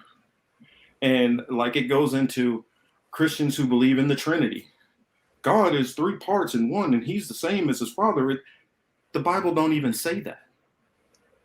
But they believe. I think like most people who grew up learning a religion probably don't do as much research as someone like yourself, someone who has taken it upon themselves. 100% agree. I would put that pretty much everybody in that category who's religious. Just like most people who have their opinions on COVID, on the not getting the vax, and the people who feel everybody should get vax hasn't done the level of research you've done on it. I guarantee you that. And that's what it comes to overall. No matter what subjects or topics, we have to do our research. And if you're not going to do the research on it to have an informed opinion, then you should take time to listen to people who have done that research before making that claim. That's what I would say. So most Christians, you can ask them basic shit, and they don't have a clue what the hell it's talking about. I feel like there are probably Jews in that category as well, and Buddhists, like all kinds of people. I'm gonna get in trouble for saying this, but honestly, most Israelis or Jewish people have the least amount of understanding. Oh no, even the ones in the land. Even the ones in the land. But Reform, not like. Well, what I'm saying is they have such a high level of atheism in Israel. It would blow your mind how many people are atheists there. Which is why I don't think that they would be that interested in the Torah. Well, but that's the thing. A lot of them only read the Torah. That's it. A lot of them, some will read the Torah. A small percentage of them read the Torah and Tanakh. Then out of those, how many of those people spend more time focusing on the Talmud than the Bible? I mean, a lot of them take the Talmud over the Bible. When the Torah is supposed to be the thing which ties you to God directly, who says you are who you say you are. And they don't even accept that. So it's like, and these are not the people who I would be asking what the hell it's talking about. They don't even believe it their damn selves. I feel like there are a lot of people in that category where they don't believe necessarily what they've been told, but they just kind of go along. And that's why I tried on my own not to get bogged down in all of the details and like the church and everything that I was studying. And I was just like, I just started asking questions about it to myself. Like, do you believe this? And how much do you believe of this, and why do you believe it? And that would always be where I would go, was like, what's indoctrination? Like, how much of this is indoctrination versus like schooling, like, you know, what you learn in public school specifically. Yes, a You know, lot of this is, you know, the lanes that we're raised in. Some people are raised with atheist parents, like Wardeer said here. And thank you. I just got caught up on those comments, so I went back and saw what Bianca was saying to look at that's this. true. Yeah. There are people who are pushing atheism just as they are into religion. So people are pushed into whatever. It's a religion in itself. I believe. Yes, atheism is a religion, just like Because it's in all saying honesty, that nothing else can exist. Like, there's no politics is a possibility. religion. You can't say there's no possibility, because anything is possible within the realms of the universe. So I open myself up to the universe every day, and I'm willing to have like that feeling or that different kind of experience that might be spiritual in nature, and I leave it up to the universe for those moments. Yeah, I don't know I how got a we got Russian to stripper body. gods, I but don't there we know. are. I There's mean, maybe everything. They got that's a sign horns. we might be growing, that we're getting to the point where they think that, you know, our channel's a good channel to spam. I don't know. Look at I mean, Laws talking about strippers we're the is stripper deer. a better job than being a robot prostitute. Kelly, you I would don't. rather be a stripper. Kelly, you don't really want a robot, Kelly. You know you want hands put all over you. You want people to talk to you. You want them to say stuff in your ear. You know, you want to be like handled, shall we say. A robot not going to get it done for you. It's okay though.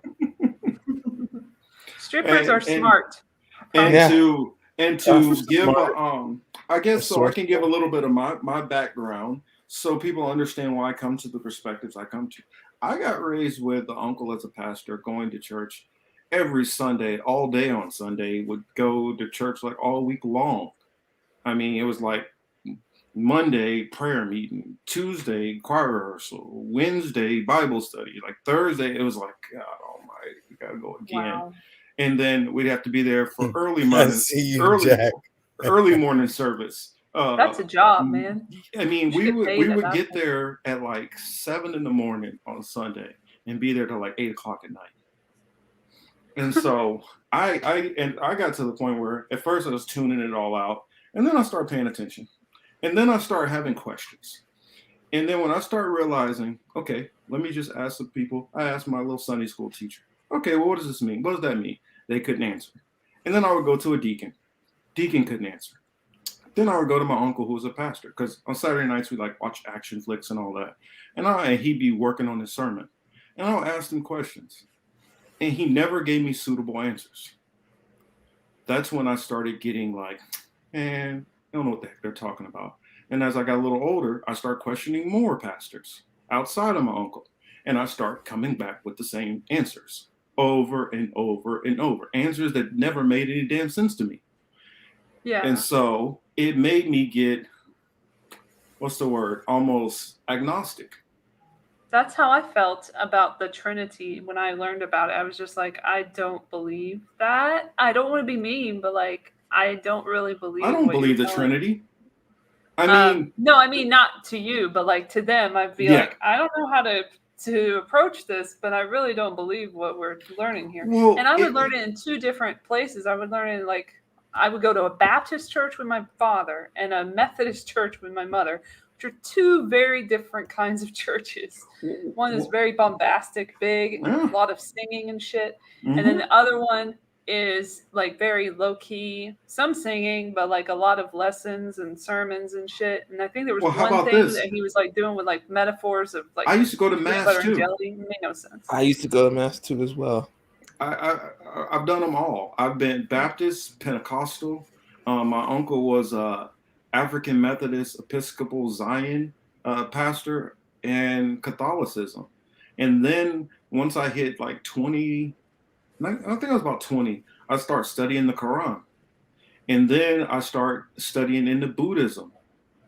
So I went through trying to study and get understanding of all of these different, religions. And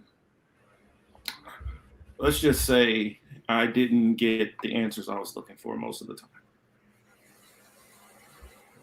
I think some of the answers that we're looking for is within ourselves. If we want to get like philosophical, but I think philosophy has a role in society as well, and just not knowing everything is also kind of freeing, really.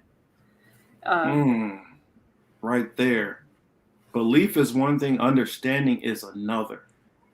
Man. They want belief. They don't want understanding. That's the whole in the point. church, that is the number one recurring thing. They want faith. They do not want understanding. And money. They want a lot of money. A lot of money. I don't see money, L. Yeah. I was offering? No, thank you. But it goes back to the Roman Catholic Church. Do you guys know, like, if you got caught with, like, pages out of the Bible, that could be a death sentence? They did not want you to read it on your own. Never wanted you to read it on your own. That's the reason why they kept the slaves from being able to read here in America. Well, not only America, the Americas. That's the reason why they didn't want them to be able to read. They didn't want them to actually read it for themselves. Because they knew if you read it for yourself, you would know, oh, wait a minute, you're hiding shit. Or wait a minute, this don't exactly say that. Or wait a minute, you're leaving off this other part. You're only reading the part which sounds good to you. Or you're interpreting this not entirely correctly. Because you can play the games with it if you want to.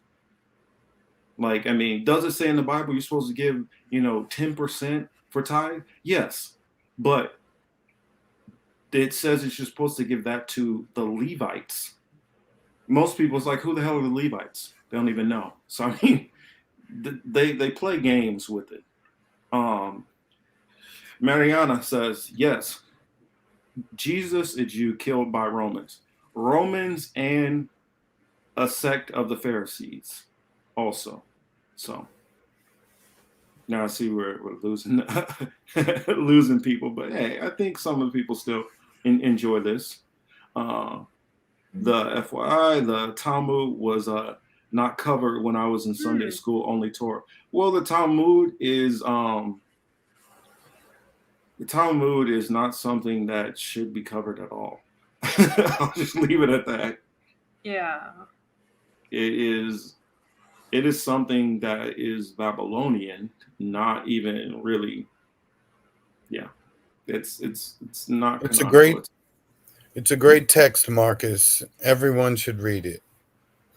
All text can be great depending on your point of view. No, that shit is nasty. That shit that says it's okay to do stuff to children, and I could treat you shitty as long as you're not my own. I could lie to you as long as I don't do it directly. Whatever. All that little carve outs and caveats for them to act like pieces of shit. Nah, that's not cool. And that's essentially what it does. It's like, well, if you're a part of this tribe, you can act, do, say, behave however you like. It's all good. As long as what you do to other people, it doesn't matter. Nah, I can't do with that. That's for you, Chris. That is for you. I don't know. The Germans, wait, put that back up. The Germans and what? The Germans and Japanese make some. But they're not going to be saying what you want to hear, Kelly. That's the difference. Misha. When they telling you what you want to hear, you're going to want that volume up. Charlie Brown's Rebellion. Put your channel in the chat. That way we can shout you out. Because I didn't know you had a channel. If I would have knew that, I would have been plugging you out there as much as possible. I feel like all of the religions war dear entertainment go after the gay people a lot in their texts. Let's see. Let me read what Choosy says. I for a believe lot that of them- Jesus was real, and I believe that Rome believes that his actual. Well, he was. The Romans actually, in secular history, actually have documentation of, actual Jesus being crucified and all that stuff.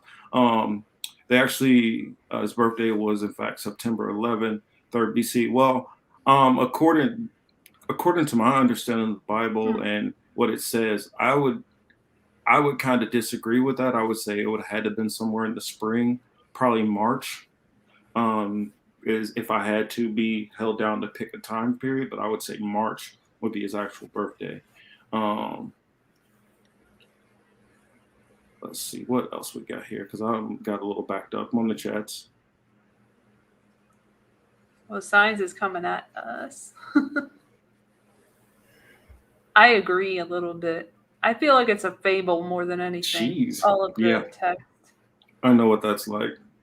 Oh, not that one. Yeah, so I'm still getting caught up. No, you'll be mad at the next one.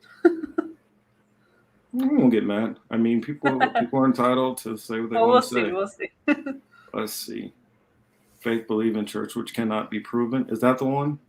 Yeah. It's a point. It's a Well, point. that's a point of view that you can take. I look at it like this. You have two ways to look at it. Either everything came from nothing and everything is a complete accident, or everything came from nothing and there was some kind of organized design to it. That's it. So I mean, when people were like, oh, people, how could you believe in a God? Both had to come from nothing. And so which sounds more logical? That everything just happened, complete accidents, and we all are able to walk around, have the food we need to survive, that grows for us, that we could just eat food off of the tree. Well, if we hadn't destroyed a lot of our own environment, we have fresh flowing water. We have all the things that we need to be able to have a sustainable society, and it just all happened by fluke. Or, I mean, including even to, there are plants and herbs and stuff that we can eat that can help our immune system, that can heal us from illnesses, and all these things are just here. Or everything's just an accident. That part is less likely for me to buy into. That doesn't compute for me. That just sounds no offense, it just sounds dumb. I'm sorry. It just sounds dumb that everything is just a big freaking accident. Or it's not an accident or something in the middle. It's not exactly intelligent design. It's something otherworldly that we just don't know yet. We don't understand and will never probably understand. And it's not really a good idea to like argue about it while we're on this planet. Not that I think we're doing that now. I'm just saying in general, because people have been mentioning the division tactics with religion, and that is a major problem. And it's just like politics. It gets people in one camp or the other against each other, and when there should be someone behind the scenes that you're looking at. Which part can't be proven? This part. How is it truth if it cannot be proven unless it was purposefully made up, as to not be able to be proven because it is most likely not true, as to be get good service cash from others? Well, there is proof actually of a worldwide flood. You can see there. You might not accept the proof, but there's proof of that. Noah's Ark. You can look in what is it? There's a part of Turkey. You can look that up and see that. There's proof of that. There is Sodom and Gomorrah, which they say was burnt by sulfur. There's proof of that. There is proof of a land bridge that walks out of Egypt into Saudi Arabia. There's proof of that. There's proof of the man Jesus actually being a real person. There's proof of that. There's proof of that the books were written before certain accounts actually happened. There's proof of that. There is so much proof of things that I don't even get. I get that maybe you've heard of Christian dogma, and maybe people hadn't explained certain things, but that's just that. I mean, I don't go into Christian dogma. It's about reading what it actually says and trying to understand it and find the research on your own to prove it. That's what I would say.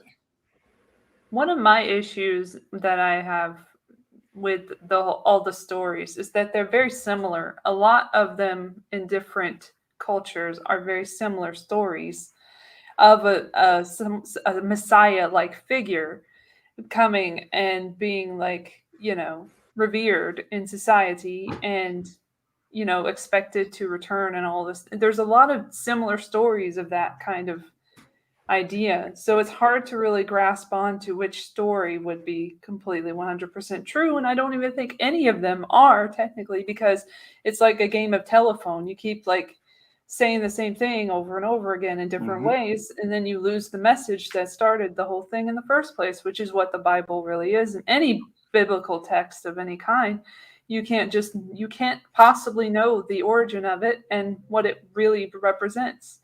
So that's where And I that's what I'm would saying. be I can on the take other side. I can take that understanding as like an agnostic person saying, well, I can't confirm what's exactly true, what's exactly not true. But when somebody comes to the point of view that, oh, it's all fake, it's all nonsense, I'm like, but there's a lot of provable things. So, I mean, I'll leave it at that. I know it's getting super late for our co-hosts on the East Coast. I thank you all for letting us engaged in this conversation and topic without everybody completely being like, "Ugh, I'm done with this." It was actually pretty fun to get into it. Thank you for everybody who came and swing by. Um, and I guess well, anything you guys would like to add before we get out of here? No, I'm good. I appreciate everybody being here. Appreciate everybody coming in. Always good to see all of you. Thank you to the new people in the chat that I haven't seen before. Love you guys. And listen to the podcast coming out this weekend, superawkwardfuncast.podbean.com. And I will go over everything. And it might be a 2-hour episode. I don't even fucking know. But like, it's going to be insane because I got a lot of information because I'm catching up after a month of being off because of the holidays. And then we did like the Matrix play. So that was what I Go did check that out if you haven't seen at it. the beginning of the year. Yep. Yeah, check that out on the website. Link to the video on our of the stream, so you guys can watch it and get the full effect of the chat and everything that happened. It was really fun.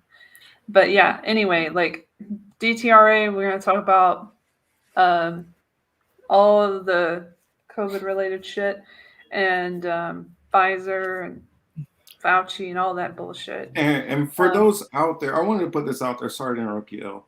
I don't disagree with Elle on this stuff. I think she's 100% correct. That's not what the issue. That's all. It's just I get protective about trying to protect this, and I know how they come after us. So yeah, don't get it twisted. I don't think Elle's wrong about any of this stuff. But sorry, go ahead, Elle. Yeah, I was just saying, like, and then also, if you haven't listened to it yet from November, there's some good stuff in there. And microplastics. Nobody else is talking about fucking microplastics. You don't see that on Joe Rogan or whatever. So check it out on my podcast. That episode is called, again, this podcast was not brought to you by Pfizer, and that's with Marcus and yours truly.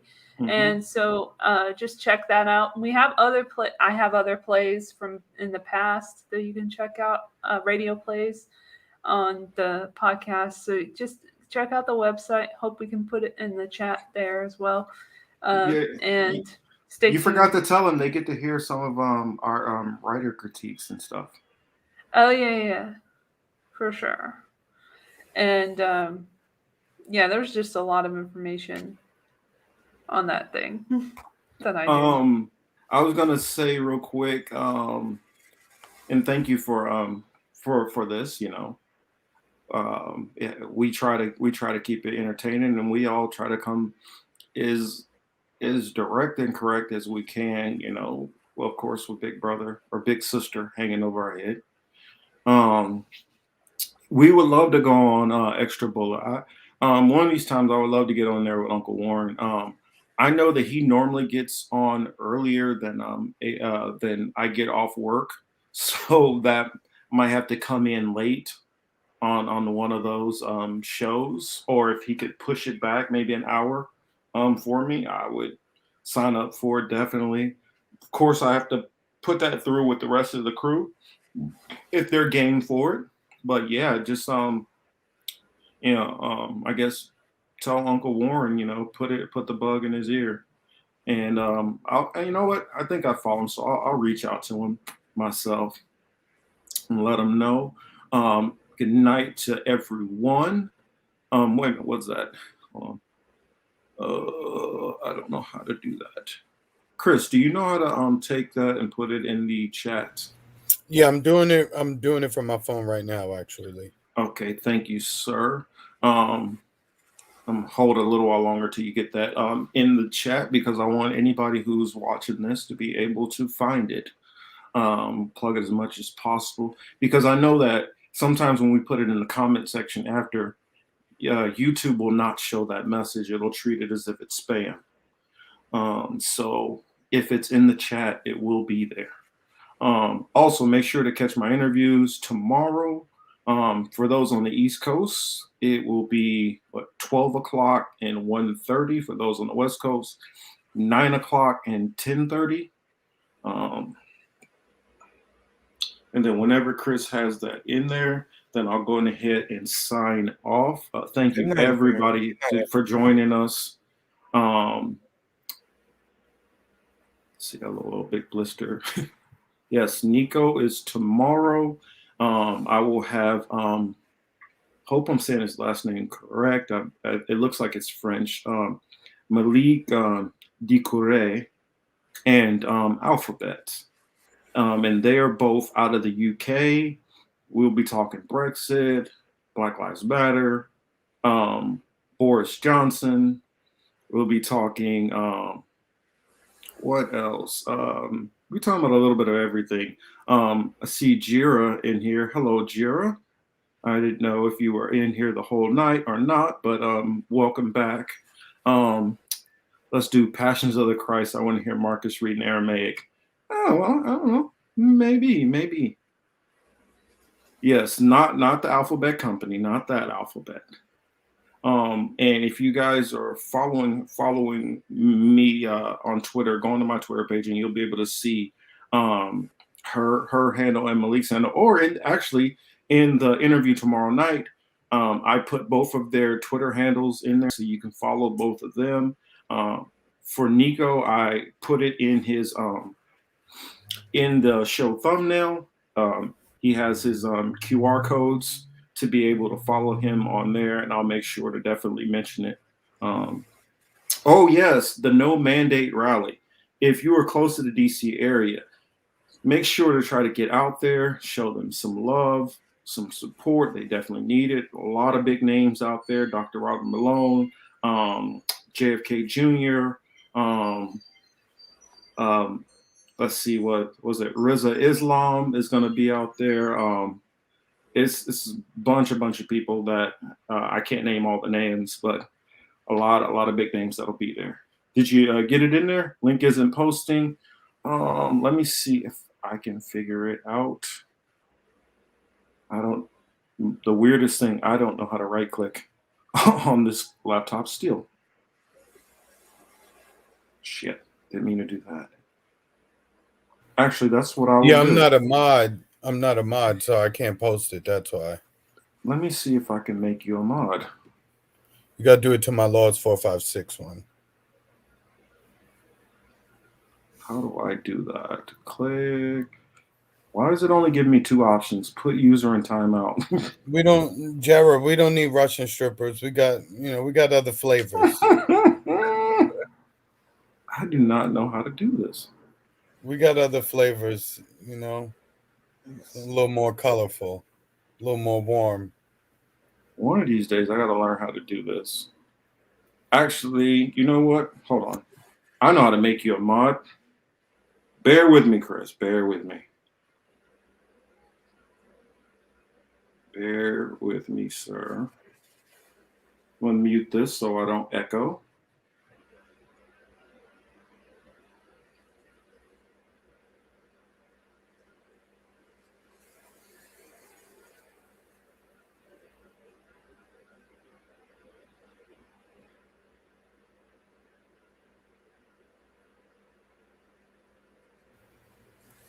Nice. Good job, SD.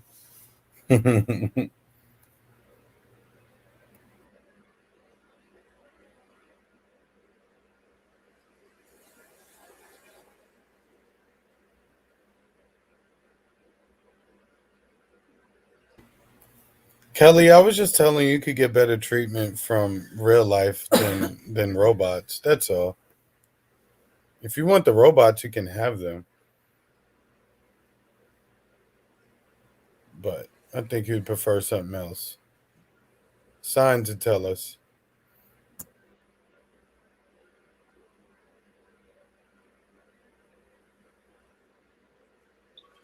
I think I added you as a moderator now, so you should be good, Chris. Check and see. I think I added you as a moderator now, so you should be good, Chris. Check and see. I think I added you as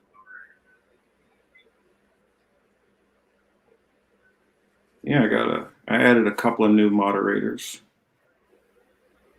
L, you should be also able to do that. Let me see.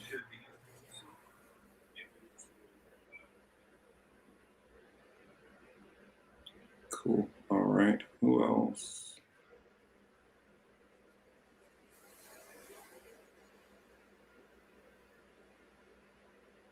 Yeah, we'll have some more. We'll have some Nigerian church updates next week, Misha.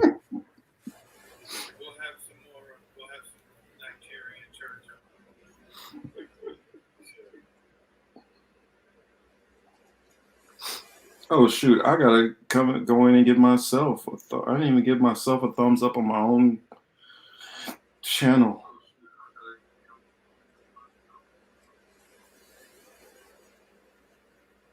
All right, and I guess that's it. Oh, you know what? Well, since I'm in here, why don't I go and get that? Go get that video. I see it, L. Hold on. The real Mount Sinai that I was talking about in here. I will add that also.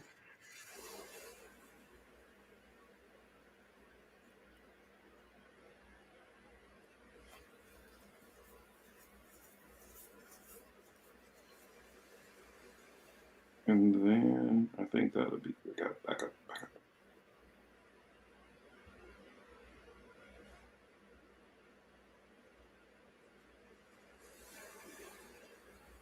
Okay.